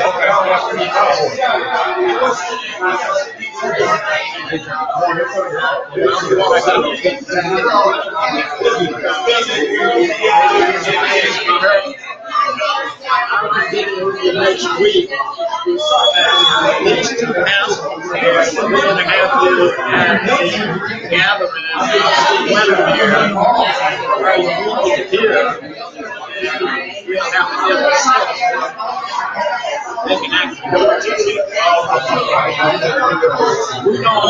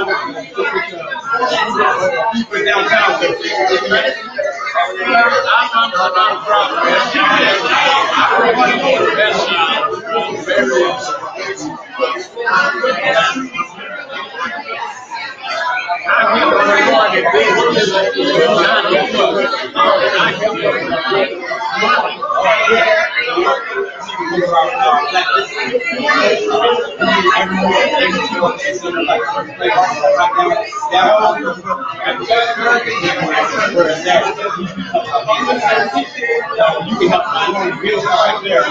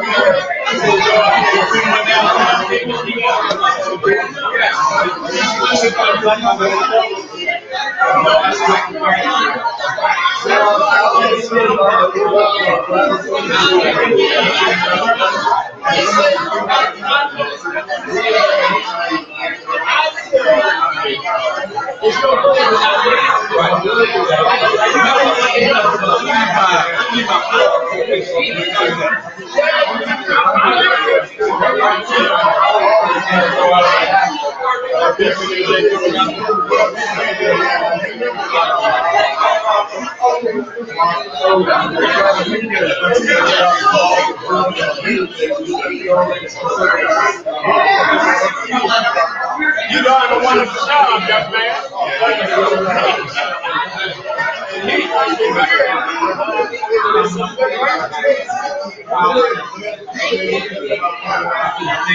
Okay, ladies and gentlemen, have your attention, please. Have your attention, please. Candidates can go ahead and take their seats with the DSO.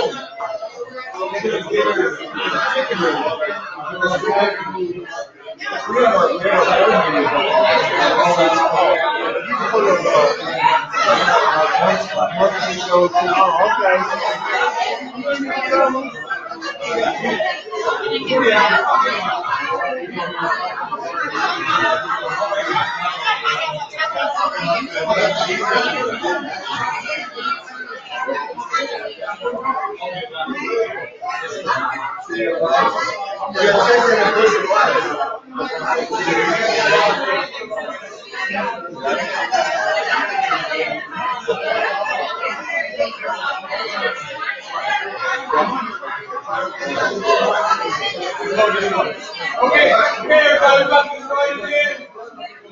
About to get started again. Hey, Stella, yeah. I know all right, let's get started.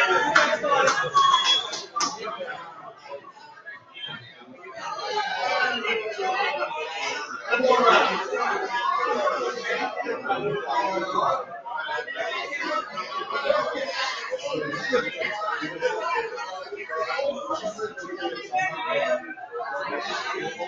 I'm trying to get it back.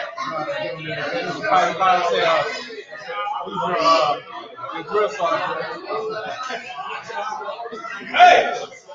All right.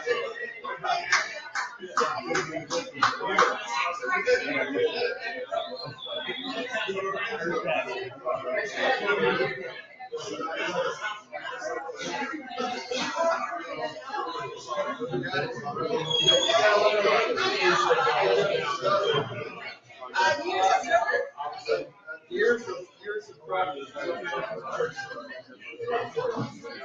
Yeah, we're cutting out one of the questions.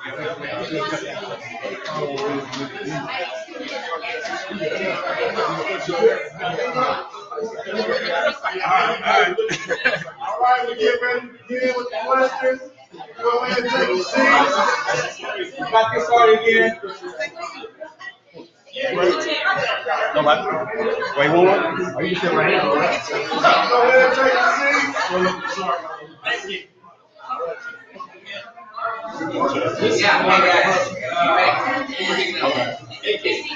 right.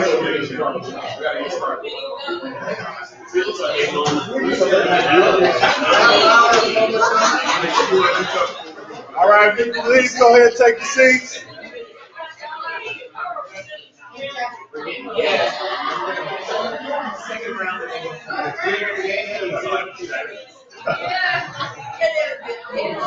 All right. All right, we can go ahead and take your seats so we can go ahead and begin. Go ask the question. All right, starting with Rudy. Please describe one instance which you faced an ethical dilemma and how you did resolve it. How did you resolve it?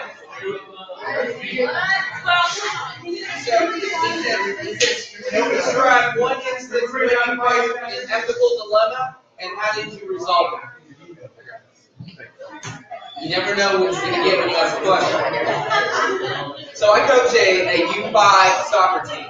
So I have players as young as 2 years old, and I have players as old as 5 years old. Last week I had a game where our team's really good. I mean, it's one of my favorite things that I love doing is go ahead and go out there with kids, see them exercise, teach them about sports, and teamwork, understanding camaraderie at a young age. So I feel like we need to get those things started at a high level at that age and carry on the rest of their life. One of my better players went ahead and he had a goal scored on him. The first thing he did as soon as that goal was scored on him was that he put his thumb down and started booing. I immediately stopped the match, walked to him, and I told him, that's unacceptable. You win together, you lose together, and no matter what, you have good sportsmanship. Now, we all know this day and age, there's a lot of parents, a lot of people in the community who don't have the same way we had when we were kids. When I did something wrong in public, I didn't just get in trouble with my neighbor. I got in trouble at home, I got in trouble at school, I got in trouble at church, and right in there as well. But I think those values and those ethics that we stand for need to be imputed at a young age. I just came over here to my soccer match, and what did that same player do this week? He started clapping and saying, great job. You know, from there when the other team scored. He got my little player of the week poster one from there as well. It's hard because you have ideas and morals that you don't know necessarily in society still going to dictate to us and work from that. But we've got to make an effort to make sure that we stand by what we believe in, we stand by those morals, those values, and push them forward. I understand. Thank you. I agree. I get intro and then you never know what you're going to get. 2003, I was working for the Howard Association. I was working on a project. A decision was made above me to abruptly terminate the contract. When they made that decision, I knew it was going to cost me a lot of money, staying $100. So I voiced my objection via an email, and I knew what they were doing. And when I hit send on that email, I knew it wasn't going to make me popular, but I did it anyway. And I was subsequently fired the next week. But overall, I spent a year looking on work, and it turned out to be a positive thing. I probably never would. I wouldn't be sitting at this table right now because it caused me to go get a job in the city of Cleveland. 11 years, and it gave me a passion for working for city government, which I enjoy the most. So I actually had a positive outcome. So you see in front of all the candidates here, papers where they've had a chance to look at the questions and answer them. I mentioned earlier that I serve on the board of Black Pflugerville, and although I had zero input, believe me, it wouldn't take my input, on the question, we wanted to make sure that there was no perception that I might have access to some of these questions ahead of time. So the ethical thing to do, the right thing to do, was to send the questions out ahead of time to all the candidates, so that there was equity, perceived equity, actual equity right here in front of you. Another instance I'd like to talk about is at work. I work for a printing company. I'm an IT director. I work with another company that was actually a vendor that was doing services for my company. We were paying them to do those services. The owner of that company and I got together. We were working on a joint presentation to talk about the software that we were developing, present at an international conference. Some of the bills that were coming in looked a little weird because, and then I went to this guy, a friend of mine. I said, hey, can you donate to the Rotary Club through a scholarship program? They donated $1,000, and even though he's not in Pflugerville, he came here and probably stood behind these sponsors. So I'm talking to this guy, but I'm looking at this bill thinking, why am I paying 3 times for work from one of his subcontractors because they did the work, we reported issues with it, they did the work again, we reported issues with it, they did the work again, and I'm paying 3 times for that work. And so it was on me, even though we were friends, to say we need to dig down into this. And so we went through that. He ended up not billing us for the 2 reworks, and also firing that subcontractor, the developer that he had hired to come and do that work. And so the moral of the story is that you do what's right. In Rotary, we have what we call the full test. Is it the truth? Is it fair to all concerned? Does it build goodwill and better friendships? And will it be beneficial to all concerned? And these are the rules that we as Rotarians try to live our lives by and make decisions based on how we interact with our friends and with our business associates. Well, during 39 years in law enforcement, I've probably faced 1 or 2 dilemmas like that. I've been offered jobs, I've been offered sex, I've been offered bribes. I never succumbed to any of that because my moral compass is strong enough to keep me on the right path. I carried a gun for all those years, for 39 years. Never used it even though I could have because my moral compass stood me in the right direction. There were occasions when I could have looked the other way to allow a friend to gain an advantage or to get him out of trouble. I never did that because of my moral compass. If you want a specific example, personal example, several years ago, our director of law enforcement asked me to provide a personal favor to a friend of his who's a local police captain. He wanted me to recover some computer data from the captain's failed computer. Now, I was the chief forensic officer for the entire southern part of the state. I could have done it very easily. But I didn't do it. I refused to do it because he wanted me to do it on state time and the state resources. And I felt that was stealing my time and stealing those resources. Now, my refusal certainly could have cost me my job. And it sure resulted in a public shouting match, but I did not do it. Once again, because I have that strong moral compass. And that's what I bring to the city council. As an immigrant, when I came to the U.S. at 7, I was basically floored at what I was living or experiencing. And I realized from a very young age that I was very privileged to be in the United States. I was very honored to be accepted in a society that was not my original home. But because of that, it built my core, it built my values. I strive in life, in everything that I do and everything that I tell my kids, my staff, my business partners, anyone that I have contact with. High value. Hold yourself to a higher standard.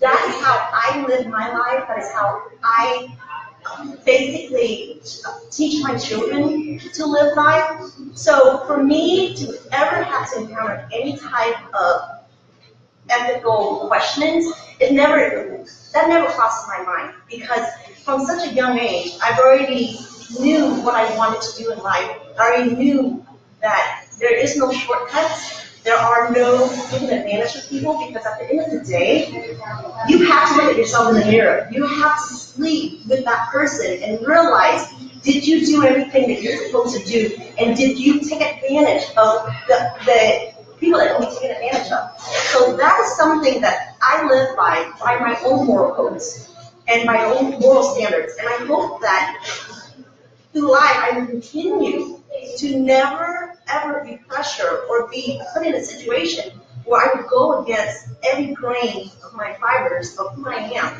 just because it's an easy way. There is no easy way. There is no, a shortcut to life. You've got to take that road. You've got to take every obstacle that comes your way, and you make the best decision that is in front of you. And no other side conversations or benefits should be a criteria or factor in making those decisions.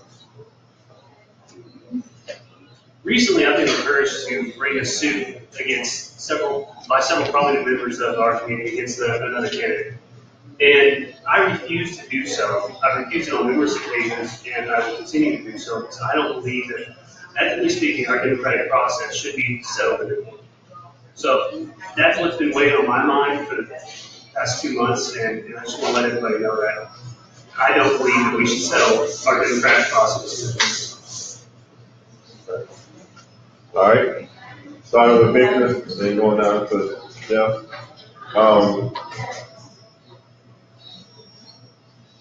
As a prospective council member, what do you consider your greatest strengths and weaknesses? Yeah. I'm in the middle. Well, strengths and weaknesses. Clearly, my experience with our city government is a strength, as is my work with the city finances based on my job as treasurer of the Community Development Corporation. I have regular meetings with the city manager and with his deputies, work with the city staff. That's all to the plus side. My leadership ability gained over a lifetime of supervisory experience in stressful and critical situations. I mean, I commanded men and women in combat zone. That's a plus. My work with the various business owners in Pflugerville through the Downtown Association and with the Black Business Builders gives me a kind of a unique insight into their needs and challenges. That's a strength. My membership in charitable organizations here in this city, that's membership that is long-term. It's not just something that just came about. That shows my commitment to this community. And on the other side, if I had to call myself out about something, it would be my problem with saying no when people ask me to help. I tend to always say yes, and I forget there's a personal cost to that, both myself and my family, and I've got to get better about that. Jim? I think you'll find we all have trouble saying no. So, when I was 18 years old, we did this Myers-Briggs test, personality profile. It's supposed to help guide you in terms of what career field you should look at. And my letters came up ENTP. Now, no one's surprised to hear that I'm an extrovert. But on the end of that ENTP is perceiver or a J for judger. So as a perceiver, and then I did this test 20 years later as part of a work thing, and it was ENTP again. So I guess those letters get cast in forever. And so as a perceiver, when you share with me your idea, I don't look at that idea as good or bad. I'm not making a judgment on your idea. I'm perceiving what you are telling me, and if it's different than what I arrived at, then my first inclination isn't to say you're wrong. My first inclination is to say, how did you come by that idea? Because your life experience and your life experience and your life experience is different. And we talk about implicit bias, we all have different ways of perceiving even the same event. You walk up to a mountain from different sides, you are going to describe that mountain in a different way. And so by being a perceiver, by being an aggregator of input into our community, there's a huge strength in terms of building consensus on council with different organizations to make sure that we're all moving together that we can all have a common goal that we all agree with and identify with. If you haven't noticed, my weakness is my passion. It's that same thing that we talked about, the ability to say no. Because when you come to me with an injustice, something that needs to be fixed, a cemetery that needs to be mowed, I'm like, kid, this is going to be a great opportunity. Let's go do this as a family and clean up the cemetery. And they're like, what? But then when they get there, they feel good about it. We do a doctor trail with the Rotary Club. The reason we do a doctor trail is they brought candy. And they're like, why is this? And so my passion can lead me astray. Fortunately, I have my wife pull me back in to remind me that there's a red car.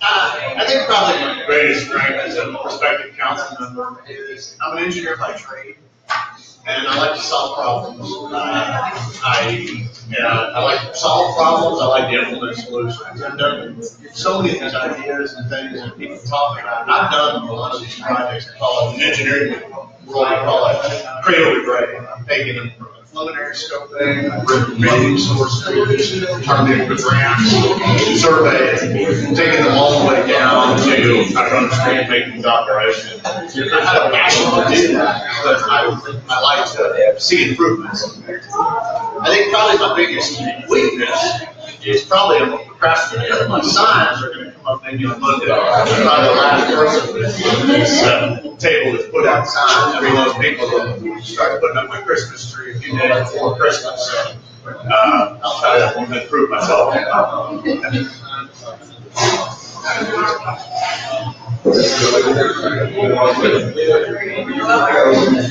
probably say that my greatest strength is that I'm a collaborator, a unifier. That I look at different pieces and aspects of life in general, and I'm always thinking how I can connect one person to another person, how I can go and connect this idea to this idea, how I can go ahead and bring people together to make sure that whatever is actually done in totality is for the betterment of all people involved.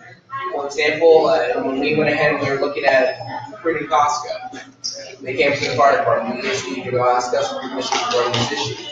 A lot of my fellow commissioners said, wait a minute, we're not into economic development.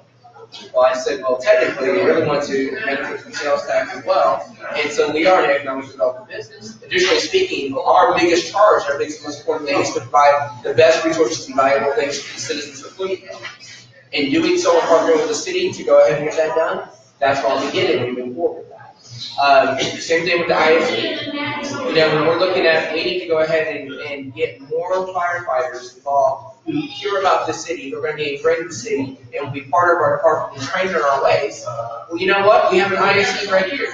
We have an excellent school district. Why don't we partner with them to go ahead and make sure that we create an avenue for those people who aren't necessarily looking at going to college to be able to have a $60,000 a year job, coming out of high school, and they're already automatically trained and they have a job ready for them when they graduate. That's why we have the academy that's being housed at Henderson High School right now for Ohio State. I would say that my greatest weakness is my concern and my strength and my passion in things. I'm always all in. One of the reasons why, people ask me when I got my law degree from UT, why did I go back and go ahead and get a degree from the LBJ School of Public Affairs? I said the reason why is because I'm busy managing economic resources and frankly tax dollars, sales tax dollars for writing people. I need to be better equipped and better formulated than what I do. So I decided I need to go and get a master's in public affairs and go and do so. It takes a lot of effort, it took a lot of time to do it, but I got it done at the same time. Every time when people ask me this question, so I think of Hamilton and that song non-stop. You go ahead and you get your mind to it, you can make it happen. All right. Strengths. I lived in this town my whole life. I understand the community. I understand the people here. I understand their needs. I've seen where we've been. I know where we can go. I have experience on the city council. I've been there for a year. Been intimately involved in a lot of decisions going on. I'm on a finance and budget committee now, which I kind of retooled and got started up. It was an organization or a committee that essentially met twice a year, rubber stamped the budget, and moved on. We've been meeting for 3-4 hours a night every month and going line by line through the budget. I didn't know this about myself until Rudy started telling me all the time, but apparently I listen to both sides of every argument. It's not something I do before, but I do like to listen to everybody. I do like to be logical and rational when I come to my decisions. And I'll sit and listen to everybody that comes in front of me and listen to both sides and make a decision one way or the other until everybody gets their point across. Again, going back to what everybody said, I can end up being overzealous, a little bit passionate when I see organizations going astray. I see a lack of focus in a group. I tend to twist off a little bit on them. There's an old saying in my family, I've had it since we were growing up, we get mad, you get stupid. Sometimes I get a little bit of stupid in me, so I have to focus and bring that in a little bit. It seems like a unanimous consensus here. If you're sitting on this forum table right now, I think all of our weaknesses, we can't say no. We're in too many organizations, we chair too many seats, we have our hands in everything. And I think it's not about that we can't say no, it's we want to be informed. We want to know what issues will affect the groups that we're trying to help. So, of course, it's a weakness, but it's also a strength. Because it's a strength that we know that we have a passion to want to fix. We want to provide solutions for everyone. And it's not everyone has it. And if they do, that's something that you want to share. And you want to embrace it. And you want to, in some way, spread it. Pay forward. Let other people see that passion that you have. See that, you can't say no. I want to be involved in everything. And that's a good thing. Now, as far as my strength, that was my weakness, by the way. As far as my strength, I think it comes with experiences. All the experiences of all the projects, all the companies, all the experiences that I've had, I'm very detail oriented. I will not push something until I know I've argued all sides, inside out. I play devil's advocate to myself. I ask any questions, and at the end of the day, you have to figure out, have everything been looked at. And so by having the variety of experiences, not just one industry or one type of business, but in a vast majority of different types of businesses, it builds knowledge of running any type of business. So whether I decided tomorrow to open another, something that's not related to what I'm doing right now, I would not feel uncomfortable or scared or be adverse to try it. I would go out there and know that if I took all my experiences from my past, I could apply towards a new adventure or learning or whatever it may be.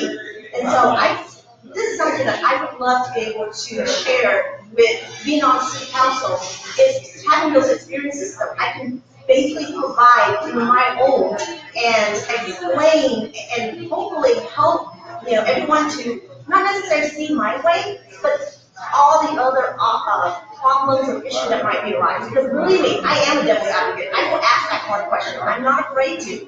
And with that, the more we know, the better we are in making the right decisions and voting that will affect the whole entire city as a whole. All right, so now we're going to ask some questions from the audience. In your eyes, other than business development and economic growth, what other factors would you say are important to Black Pflugerville? We got one. It's going to be just 1 minute for response to these questions, okay? Just 1 minute. Okay. In your eyes, other than business development and economic growth, what other factors would you say are important to Blacks in Pflugerville? Starting with Jeff. 1 minute.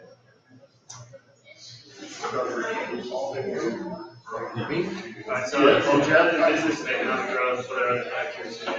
Sorry, I might go sloppy there. What was the last part of that? Okay, the last part is, would you say are important to Blacks in Pflugerville? Alright. I'm not even going to try to BS through this one. I don't know. I'm a white guy. I grew up in a white community. Golf course, IQ kid.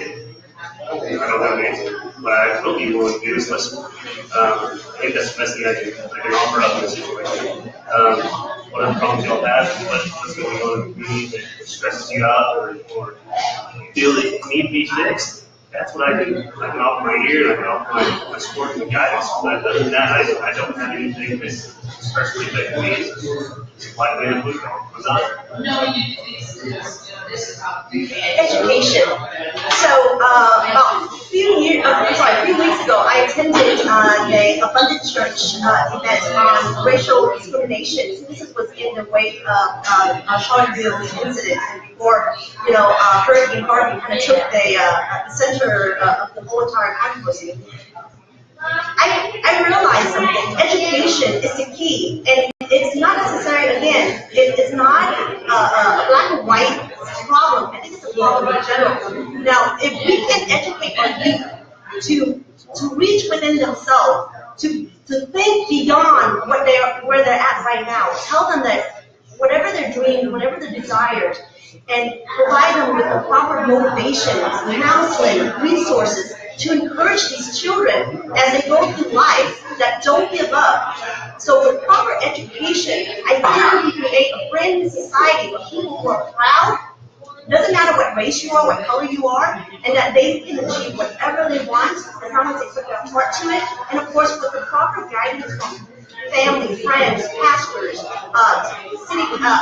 city leaders, teachers, I think any of these kids have a bright future. I have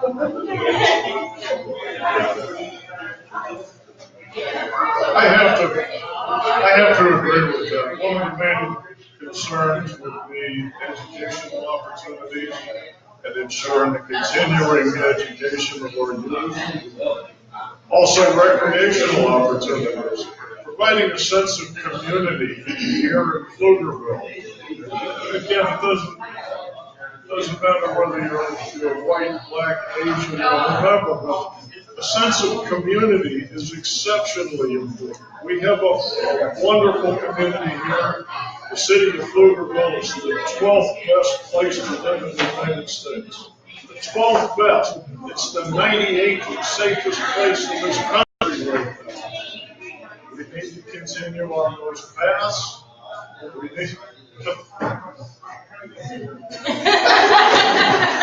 need to enhance our education, our recreation opportunity, our sense of community. Our old recreation center, for example, is so old now that it is considered to be a local area recreation center.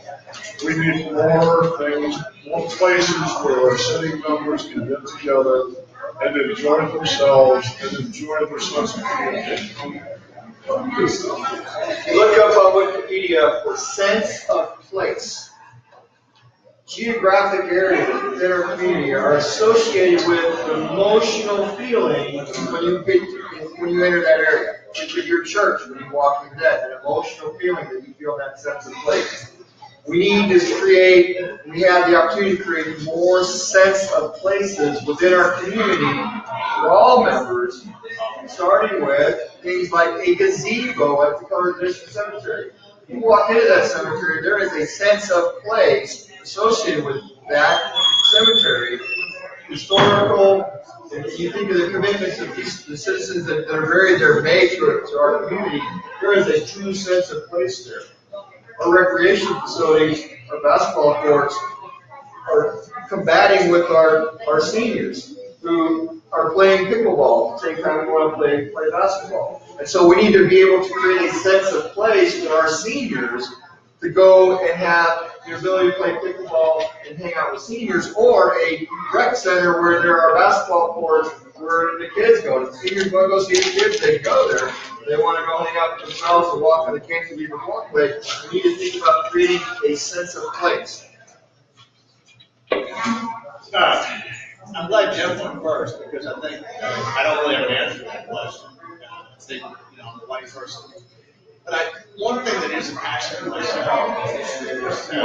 starting a couple of weeks ago, I gave up watching football and ran into a 4-point lead. I'm still recovering from that UCLA. But I've always been into baseball, and I started playing tennis. And like to see us start trying to make from baseball. I grew up where there was a lot more black baseball players, really stars on one things like that. Now it's starting to predominantly Hispanic sport and white.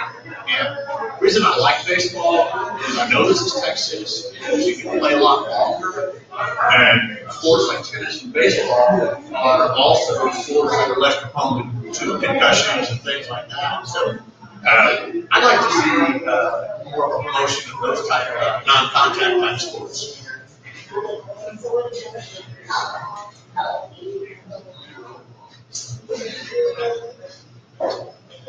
A couple of facts. So Pflugerville is 48% young professionals. That's the population. The average age in Pflugerville is actually my age, 37 years old. The average household income is actually higher than in Cedar Park, in Round Rock, and in Georgia. The population of Pflugerville, almost 20% black, about 33% Hispanic, and 10% Asian. You live in a majority minority city. And so the things that Pflugerville citizens and blacks in Pflugerville are looking at aren't dissimilar from the general population of Pflugerville. And in doing so, you have a very educated, middle-class population that are looking to go ahead and provide better resources for their children, provide better opportunities for their children. An example from doing so, and something you've heard across the board regarding this, is providing venues and opportunities for kids to play that we don't have right now. We have an old rec sports area. Well, guess what? We have an ISD that has several gyms. Why aren't we going ahead and pulling those kids into the ISD and working there to provide opportunities to keep those kids busy? Because a kid that's not busy is a kid who's not in trouble right there as well. We have those tennis courts that we go ahead and utilize over there in specific areas. Pull those kids to go ahead and move in those resources right there as well. We have resources available in Pflugerville, and I think what blacks, as in everyone else here, is looking to provide a higher level resources by pulling them together. Next question. Start with Victor, and we'll go to Adam and work our way around. This one concerns safety. What is safety management for the city of Pflugerville?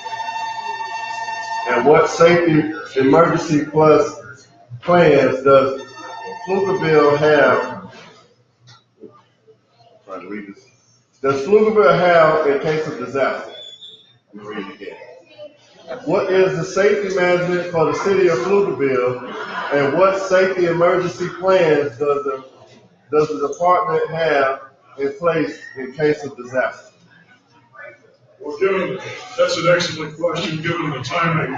Just had a look at Harvey coming ashore and at Irma. I've got a lot of experience in that particular area. The city of Pflugerville needs to get together a comprehensive emergency, a comprehensive disaster preparedness plan. The ISD, the school system needs to be involved in this already. You know that ESD has their plan, you know the police department has their plan, but there's a national system in place right now. The National Incident Management System, NIMS, and the Incident Control System are federal systems that were designed to help us handle these things. And every police officer has to be trained in that system. Every fireman has to be trained in that system. I received that training up through the top level.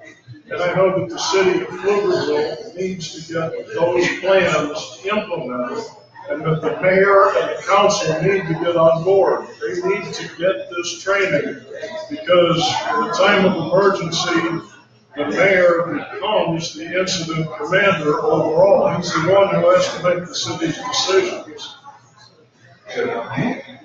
I agree with Vic. I mean, in the wake of Harvey, here a few weeks ago, and again, being on Facebook all the time, I saw that our mayor and our police officers and our city leaders actually attended at their police department. Their emergency department was initiated because they were watching the storm at 4 in the morning, if I remember his posted.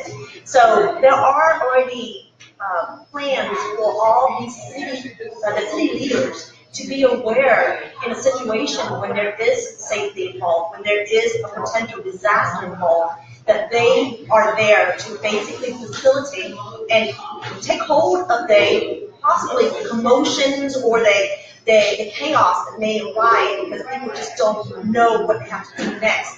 Now, with that being said, it doesn't take away from the general public having to be prepared themselves. Self-awareness.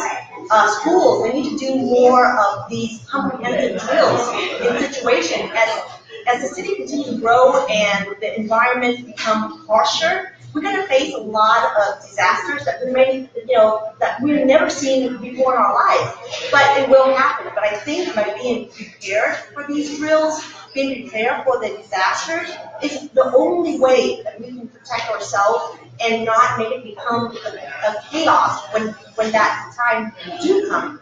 So preparedness is the key. Again, we just went over this. We opened up our emergency management center for the first time, I think, since we built it, Pflugerville Police Department. Let's see, Omar Pena, Mike Heath, Victor Gonzalez, and Jeff Marsh were there, as well as the leaders of the police department, the public works department, and the city manager, as well as the PIO, as well as public information officer. So in that room, you had a lot of folks doing their jobs, and the folks that were in the way were the politicians. We ended up standing at the back, getting food, and then leaving because we needed to supply them with some food so they could keep working, and we needed to get out of there. What we don't have efficiently working in our city right now is an emergency management response, a plan. Everybody in our city needs to know what to do in case of an emergency. That's from the police officers all the way down to the receptionists at the front desk at the city hall. Everybody needs to know who to call, where to go, and how to work in case of an emergency. We don't have that right now. I've actually set up a meeting with the city manager and the police chief to make sure that we get locked and roll on that, and we can bring something to the city council here pretty soon. And that was a response from what I saw at the emergency management center. I don't know who asked that question, but they know very well what's going on around here, and it's a very timely and important question. As you've heard from everyone, including Councilman Marsh, is that you've heard that, in fact, we have from a city level emergency command center that are in fact we're providing city services or trying to go ahead and see what we can do in case of an emergency work. We just went ahead and opened that command center. You give President Chief Robledo for getting that organized. However, the most important part, the most significant part, and I think that's the reason why the question was asked, is that you're not hearing about the fire department. You're not hearing about the ambulance service. When people think of these emergencies, think of these ideas, they think of the fire department and these ambulances and these emergency workers working through their on-call. As a city, we need to go ahead and make sure that we go ahead and implement a plan where we work together and unify mission to do so.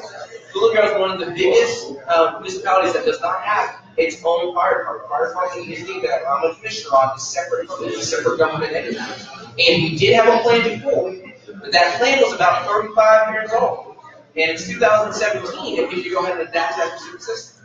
That's the reason why I reached out to Chief Robledo and number 2, Jason Smith, to go ahead and have a meeting with our chief, Ron Bolenberg, as well, to go ahead and work on these specific issues and have an idea for both the city council and the fire department commissioners to work together to do this. The citizens of the city, it's too important an issue to having this not being unified in that city. I'm a transportation engineer by trade, and I spent 17 years with the highway department. I worked at floods, evacuations and things. I think one of the first things that hasn't been done already is to bring the highway department in. Because transportation is one of the biggest keys. Which roads are flooding, which routes and things that people can take. And the highway department has people already do a lot of those. What hasn't been done already is bring those emergency operations people, like Jeff is, get them with the city people, then just get out of their way and let them also work. So I think that the leveraging of what's going on at the state and the federal level is also something that needs to be enhanced. So absolutely the first thing we need to do is to build a relationship between the city and the ESP. That is primary job number one. We need to have a coordinated response to emergencies that leverage all of the assets that we have here in our community. The Emergency Operations Center, the EOC that Chief Little put together, had Parks and Recs where they had to call in for a tree blocking road. They had streets there in case they had to call for flooding, so they could go off and divert traffic, put up traffic cones. But there wasn't that integration with ESD, the fire and certain. If we had uncontrolled fires, we might not have been working closely together as we needed to. And so that's the first component that we need to look at in terms of creating an emergency response plan, is working with our ESD to make sure that we got two chiefs in the room. Who's the one making the call? Is it the mayor or is it Chief Oliver? I met with him ostensibly for an hour and ended up being a 2-hour meeting because we just started talking about all the different things that we could do, that we could plan for. And those types of conversations need to continue.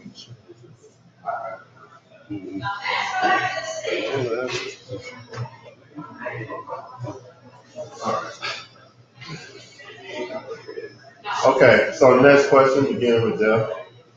Would you support the ACC in Pflugerville? Yes and no.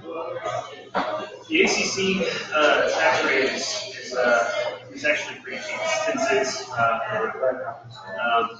benefit that is received by the students in terms of reduced tuition actually greatly outweighs the taxes that the ACC takes in. You do a little bit of math on that, which I'm not good at again, and all that other fun stuff, but I didn't figure it out. And our students would actually benefit very, very much from having that tax rate influence. The only downside is that tax rate influences a great majority of our town. At the highest enrollment rate of ACC in the past 2 years, we were at about 2% of our population was in the ACC. That means 98% of the people are getting taxed and not utilizing ACC features. So yes and no. It's kind of talking out both sides of my mouth, but we have to really get down to that. The good news is City Council doesn't have anything to do with that. If ACC wants to come in, all you have to do is get a petition, put it on the ballot so the city can vote on it, and it's out of City Council's hands. Thank you, Jeff, for letting us know that City Council is not responsible for that decision. So it actually makes it really easy. But on a personal, if you were asking my opinion of it, I think it's great to have some type of community college in town. One, it will allow the local residents to attend to school within the city instead of having to drive to Round Rock, to Rio Grande, which is all the way down South Austin, or even to Cedar Park. So it will eliminate congestion. I mean, there's a lot of pros to having it locally. Obviously, there's going to be a lot of aspects that we have to look at. Tax increases, what the benefits in terms of having a school here. But you have to look at it in a broader sense. Is it basically allows the students, whether you're high school graduated or even in high school, certain college credits, or anyone out in the workforce that's needed to be, that wants to learn about that, something different, and it's available at the community college, they're not having to drive a long distance to attend the class. They can actually do it after work, on the weekends, where it's more working around their schedules and around where they live. So in supporting it, I mean, if I have to vote on it, I would vote on it. But is it a city council's decision to make whether it comes in or not? I'm glad it's not in my hand. I have to tell you, I'm also of two minds about this. I'm absolutely greatly upset about the terrible price that ACC charges for its out-of-district people. And I'm really upset, and I'm sorry that people would have to pay the additional 10.5 cents per $100 evaluation for their taxes if ACC makes us in district. It's a bad decision. I'm all in favor of community college education. We really need those things. UCHEC, that's the East Williamson County Higher Education Council, has a really good facility that, like ACC, trains health, college courses, and technical education. There are a lot of different choices around. Don't get stuck on just the one thing, okay? One thing I can tell you, well, two things actually. Number one, ACC is not going to build a campus in Pflugerville. They've said that it's not going to happen. The second thing is, if you would like to see a presentation by the people, by the directors of ACC, and by the people who direct UCHEC, stop by my website, victorjohnson.net. I have a 30-minute presentation video from both of those organizations on my webpage. Review it, make up your own mind. Again, it's a citizen's decision this time. So, I like to be involved in all aspects of the community. I think I mentioned that earlier. And as such, there is they talk about citizens working out, putting forth a petition. There is a special PAC that has been formed that I am the vice chair for, the sole mission of creating the service plan that defines ACC's entrance into the city, if they're going to go on by. And part of our goal in negotiating that service plan is to make sure that there is a campus here, because it is not a definite no. I know this because I'm speaking with some of the leaders of ACC, Dr. Malcolm, Dr. Gross, Niels Vickers. These are the CEOs, CFOs, EVPs of that organization. And we are in negotiation with them. And if they want community support, if they want city support, if they want business support, this is something that they're going to have to come to terms with, is building a campus here in Pflugerville. And it is not a no, my friends. It is we're leaning towards yes, and let's define what a campus means. Because to be economically viable, a campus may mean no library, which typically you think of a college campus as a library. But you buy your books online, you buy your books on Amazon. So ACC is currently working to redefine what a campus means, and once we get that together, we'll bring that to the citizens in Pflugerville. I spent 11 years submitting city budgets every year for streets, maintenance, traffic, and I'm not a huge fan of anything that's not revenue generator. As far as the campus goes, the city I did come from, Oregon, we did initiate a brand new full-scale 4-year college, A&M Central Texas. What I'd like to see is I'd like to see the surrounding land use, because what you would get is you get the complementary businesses that surround it, Starbucks, FedExes, the things that campuses use. So I really would have to answer that question to see what, in the aggregate, to see what it would complement. Fully answer. Since I'm the last person to answer this, I want to reiterate this for everyone who's listening to this again. This is not a city council issue. This is not a city council issue. This is an issue that you can go ahead and bring directly to the ballot and go ahead and have voted on by the citizens of the city. And in doing so, the citizens decide what tax burden they want with this. Because again, we're talking about tax revenue, we're talking tax burden. It's a citizen's decision whether or not how much of a burden they want to go and take a specific issue. Now, to speak further about the specific issue in play, I've had conversations with the CEO and president of ACC regarding this specific issue, in this specific case. The question becomes not only what a campus is, but frankly, what does Pflugerville need? And I served on the city of Pflugerville steering committee for strategic planning. And one of the number one things that we said we need here is workforce development. Right. So if ACC can bring a campus, a building here with workforce development, which is what we want for our citizens, we want for our young kids to go ahead and have right there as well, I'm all for it. However, What needs to happen is that they need to partner with other entities like they did in Manor. With the Manor ISD, do the same thing with Pflugerville ISD, and when we're talking about what the building look like, what resources are made available, pool those tax dollars together so we're not duplicating efforts. It can't be done in a single manner, in a single fashion in doing so. But if you pool those efforts together and make those decisions right there as well, then the citizens can decide for themselves, what do I want from ACC? But it's not a city council issue. All right. Okay. Now we're Victor, then we're gonna go to Jim. All right. The police has the biggest budget with 150 employees. Do you think we use systematic? Forgive me for the writing.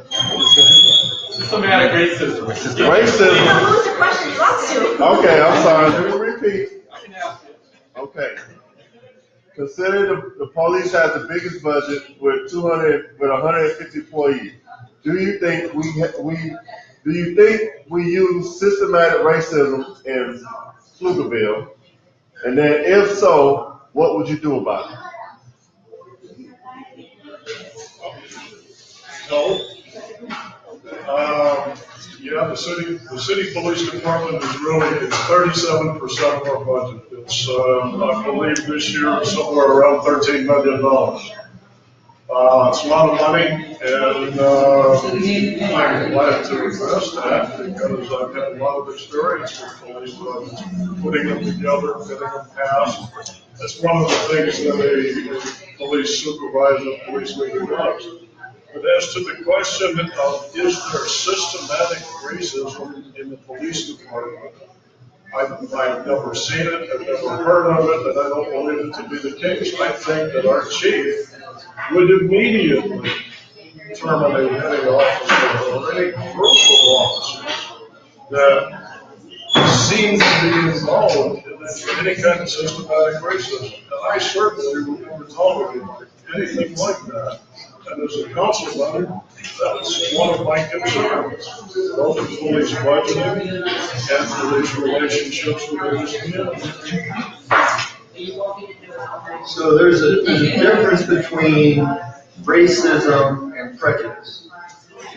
So prejudice is on that personal level. The chief will lay a witness with any officer, prejudice, that officer will be done with the time. But systematic racism is more of a question of if 1 in 3 black males have been charged with a crime by the time they're 25, how can we hire more black males in the police force if they have a criminal record? So these are the issues that we need to look at in terms of, is the system causing issues? If more black males are being referred for adjudication, being charged in our school district, is there a systematic bias against black males in our school system that we need to address? And so, does it exist? The answer is we need to make sure that we have the right data collectors in place. By now, Chief Pflugerville from ISD has to pull that data manually because we don't have a system in there that can just query for that data and give us the right answer. So we need data collectors in there. We can partner with organizations like Measure Austin to make sure that we're gathering the right statistics so that we can answer that question. Do we have equity? Is it fair for all concerned? Okay, I'm not going to name a clinic. As a citizen of Pflugerville, I'm not aware of any systematic racism. So that's about the most adequate answer that I can answer that question. I didn't hear the question, but I think I can answer it. I think I can answer it quite frankly. Let me tell you what kind of police force you have here in Pflugerville. 2 years ago, there were some students here in Pflugerville who were pretty angry about things going on in this country. And they decided they wanted to hold a Black Lives Matter march through the city and offices, going down 685 in traffic at 5 p.m., going up 1825, and then ending up over here on the far side of Pflugerville High School, speaking about issues and concerns that they were angry. They were angry and they were frustrated about things going on in this country, and they're trying to figure out a right way avenue out. Well, a lot of people got into this, and they were concerned about the safety of these students, and safety concerns about what's going to happen when they're doing this. Because in a lot of ways, let's be frank, if you're doing this in rush hour when people are coming home, are you really getting to the issue that you're really speaking about? No, you're making a lot of people mad because it's traffic, and they're like, I'm trying to get home, I'm trying to get to that. What a better way to go ahead and take that energy and that ideas and formulate it and put it out there so these kids can feel like they've got their message out there while at the same time serving their community. You had your police force. Go ahead and meet with those individuals. Have breakfast. Speak about these issues. Get the police force. Go ahead and go into these kids' houses. Speak to them and help strategize regarding how we can make this a better march for you. How we can make sure you have it in there as well. You and your police force volunteer their time, off-duty time, to go ahead and make sure that these citizens were protected, these students were protected while they're marching and getting their message out. I've got this band on for years. It used to say Pflugerville Police Department on it. Now it's just blue. And I am proud of what they do right there as well. Are there issues? Sure there's issues right there as well. Is it systemic? Not even remotely. And you've got to be proud that you live in a city where that's not the case. Because there's a lot of places around this country where that is. Rudy hit the nail on the head. We do have some issues over in the police department, but we got a new chief who is a minority, and she's kicking butt. What was a firecracker? She's just all over the place, everything, and just doing a great job. Again, going back to a few items that have been mentioned so far, we are increasing our budget for recruiting, which is something we haven't done before. So we're going to have a higher budget for the police department to go out and recruit. We did put in, we're working on putting in a new data system that will go out and,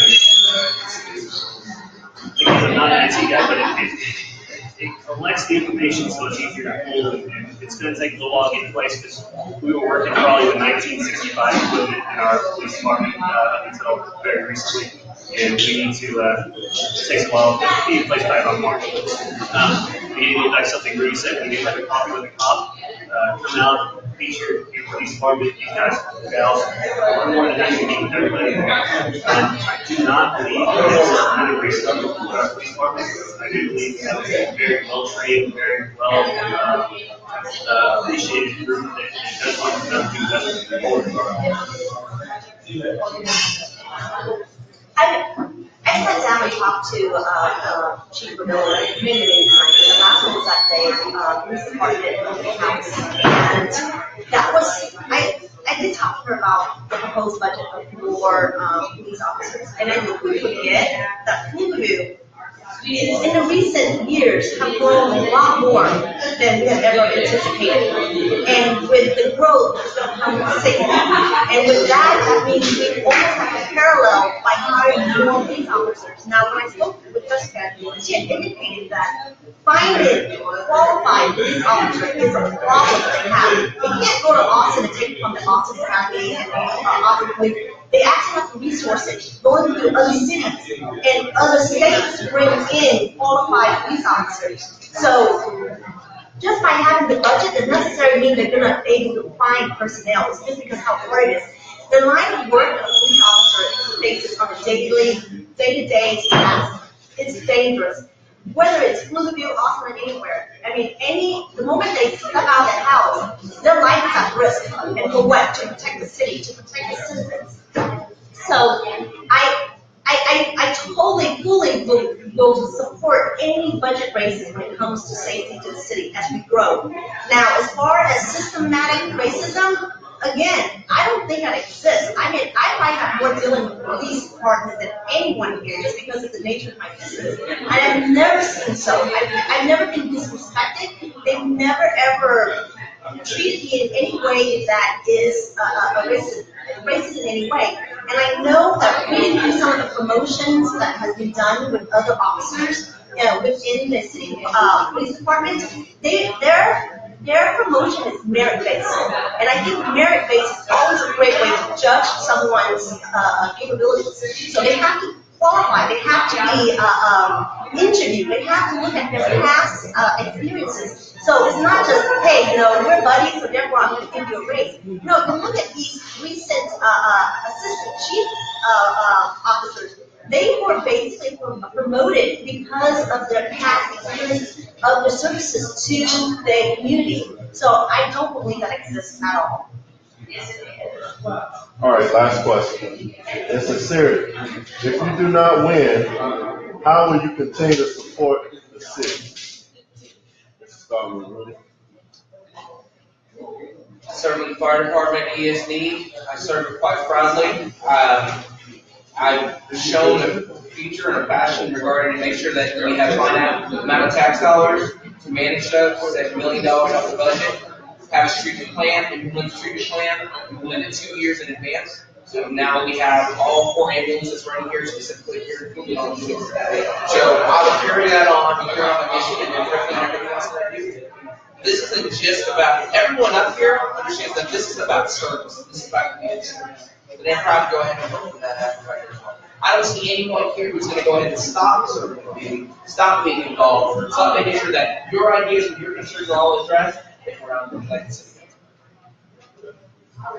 I would say that if the city ever needs to call on anyone expertise, being a former city engineer, capital projects, road planning, I'd be more than happy to play support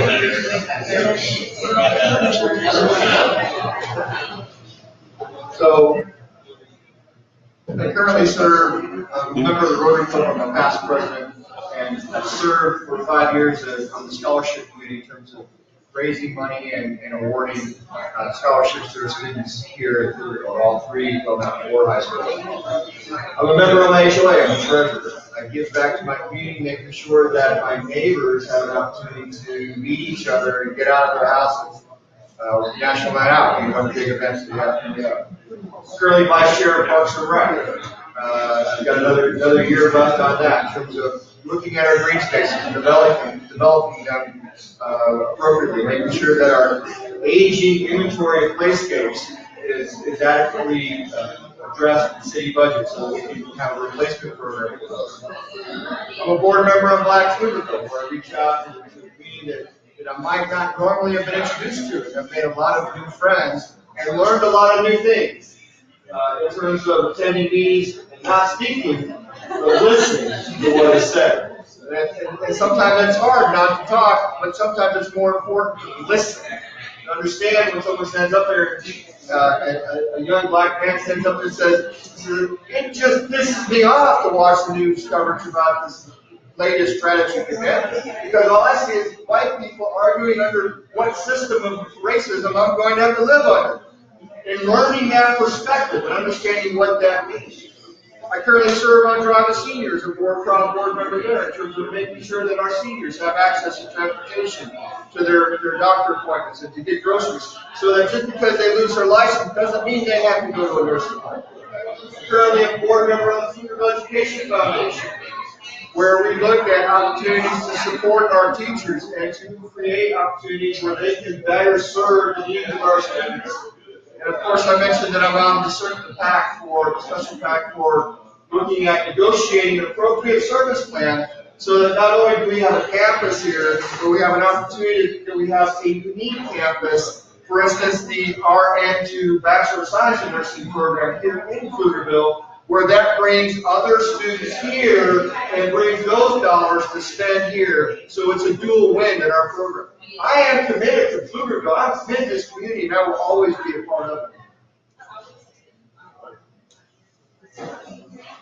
And I hope that Jim McDonald will continue to serve in those positions. That's a good one, Vic.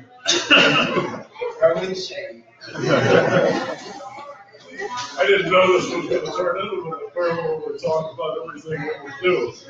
That wasn't everything.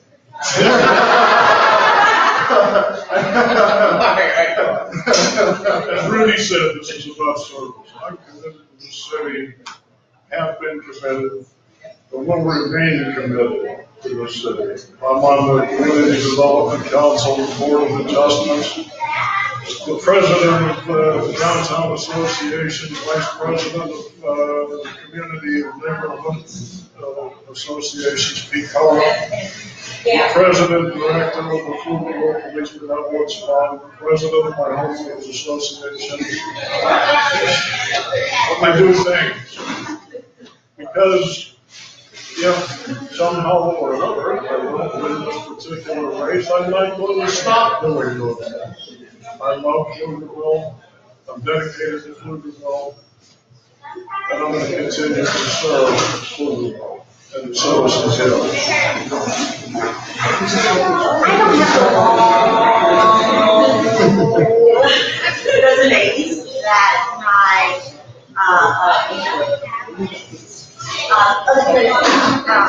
I make no excuses for it. I've always been about pro-business, about raising my family, about creating jobs for my employees, about expanding my business and providing for not just myself, but many families. However, with this whole campaign, I've been out there listening to everyone talk about the problems and the issues and the concerns. And the first step to any civic duties or positions is getting out there. That's the hardest step. For over 9 years I've been in Pflugerville, I never took that route. And it's not because I didn't want to, it's just I really didn't know that there were so many things that I could help. And I wanted to only help what I knew that I could help in. And so with this campaign, I'm able to realize that there is an array of people out there that can utilize the information that I do know today, the resources I do have. And if I do not win, it's not going to be something that I'm going to be detrimental and hurtful. And again, I'll probably crawl into my bathroom and shed a tear. But you know what? I will get out there, and I still will do what I'm really doing. But I would hope to be able to be a little bit more of a resource, just like George indicated. If I don't win, call me. Let me provide the resources that I may have or information that I may be able to shed some light on. I'm not saying that I'm an expert in anything, but I think experience speaks a lot. And so I will continue to support the city of Pflugerville and everything that I do, even if I'm in the council or not. And I hope that whoever the new council may be remembers me as a resource more than anything else. I think I might take a nap. City council is a second job. It's a lot. But if I don't win, I will go back to the Lions Club. I will go back to my church, and I will start dedicating more of my time there.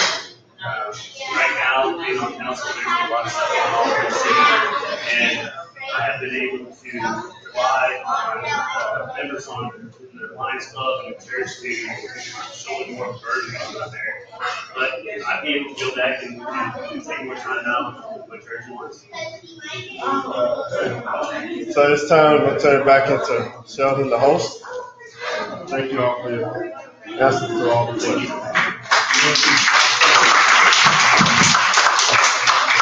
I'm not going to be too long, but we kind of went over schedule, but that's a good thing. But we had these questions answered and everything. So first of all, I'd like to thank candidates for your participation in this forum, and also let you know that Black Pflugerville is here as a resource. If you ever need us, just reach out to us, and we're more than welcome to assistance to you. And also, I'd like to thank our moderator, Mr. Leggett, for doing this. Thank you. And I also want to thank the community for coming out today to support this forum. I hope you got your questions answered as needed.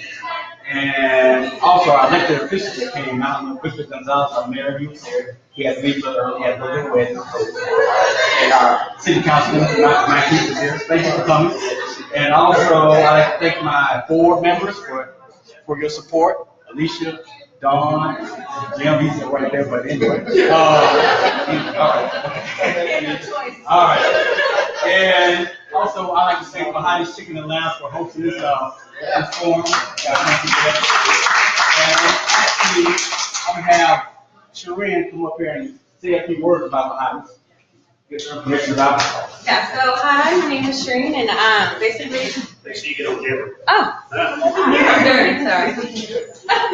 My name is Shereen, and so this is a family-owned business. It's my brother and sister, and my brother's actually working right now. My sister's out of town with her husband. But basically, we do events, we do the forums, we do parties. As you see, we have a party going on that's coming up here in a couple hours. Last night we had a big birthday party, we do anniversaries, we do stuff for the kids, we do a lot of things for the community. We link up with Black Pflugerville. We did a lot of stuff for Hurricane Harvey. If you want to check out our page and know what's going on with the events here, or what's going on in the community that we're linking up to, you can go to our Facebook page and then just kind of follow and stream it.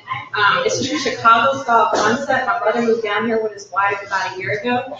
And in our family, basically, we have a lot of family that owns businesses. So here he was like, let's open up a business. We feel like Pflugerville needs something different, something spicy, something that will bring the community together.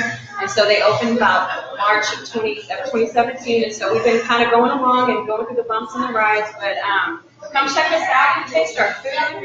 My son's grandma's here, and she cooks the best pound cakes, desserts. We have greens, we have mac and cheese. And so we're open Monday through Sunday, but Monday through Thursday we open till midnight. Friday and Saturdays we're open till 2 in the morning, and then Sundays 12 to 8. And we usually try to do like a lot of church stuff. So if you have a church or community, we're actually link up with them, and we do like stuff for the kids as well, or stuff for the community, the churches. We're actually going to do something for Hendrickson High School football team coming in November. So we're working with Mimi on doing that. So if y'all have anything or ideas that you think will help grow the community or actually grow the business, we're ready to kind of partner with you guys. So thank you guys. Okay, all right. Our next Black Pflugerville community meeting is October 16th at Mother Life Church, right around the corner. So if y'all want to get active involved with Black Pflugerville, I implore you to come to our next community meeting. It's October 16th at 7 p.m. at Mother Life Baptist Church. And also, I want to announce this date. It's very important. Early voting starts October 23rd. All right, so you've been informed. And the actual election is November 7th. So please go out and vote. We need people to actually show that we are dedicated to what Pflugerville is to come. So also, thank you.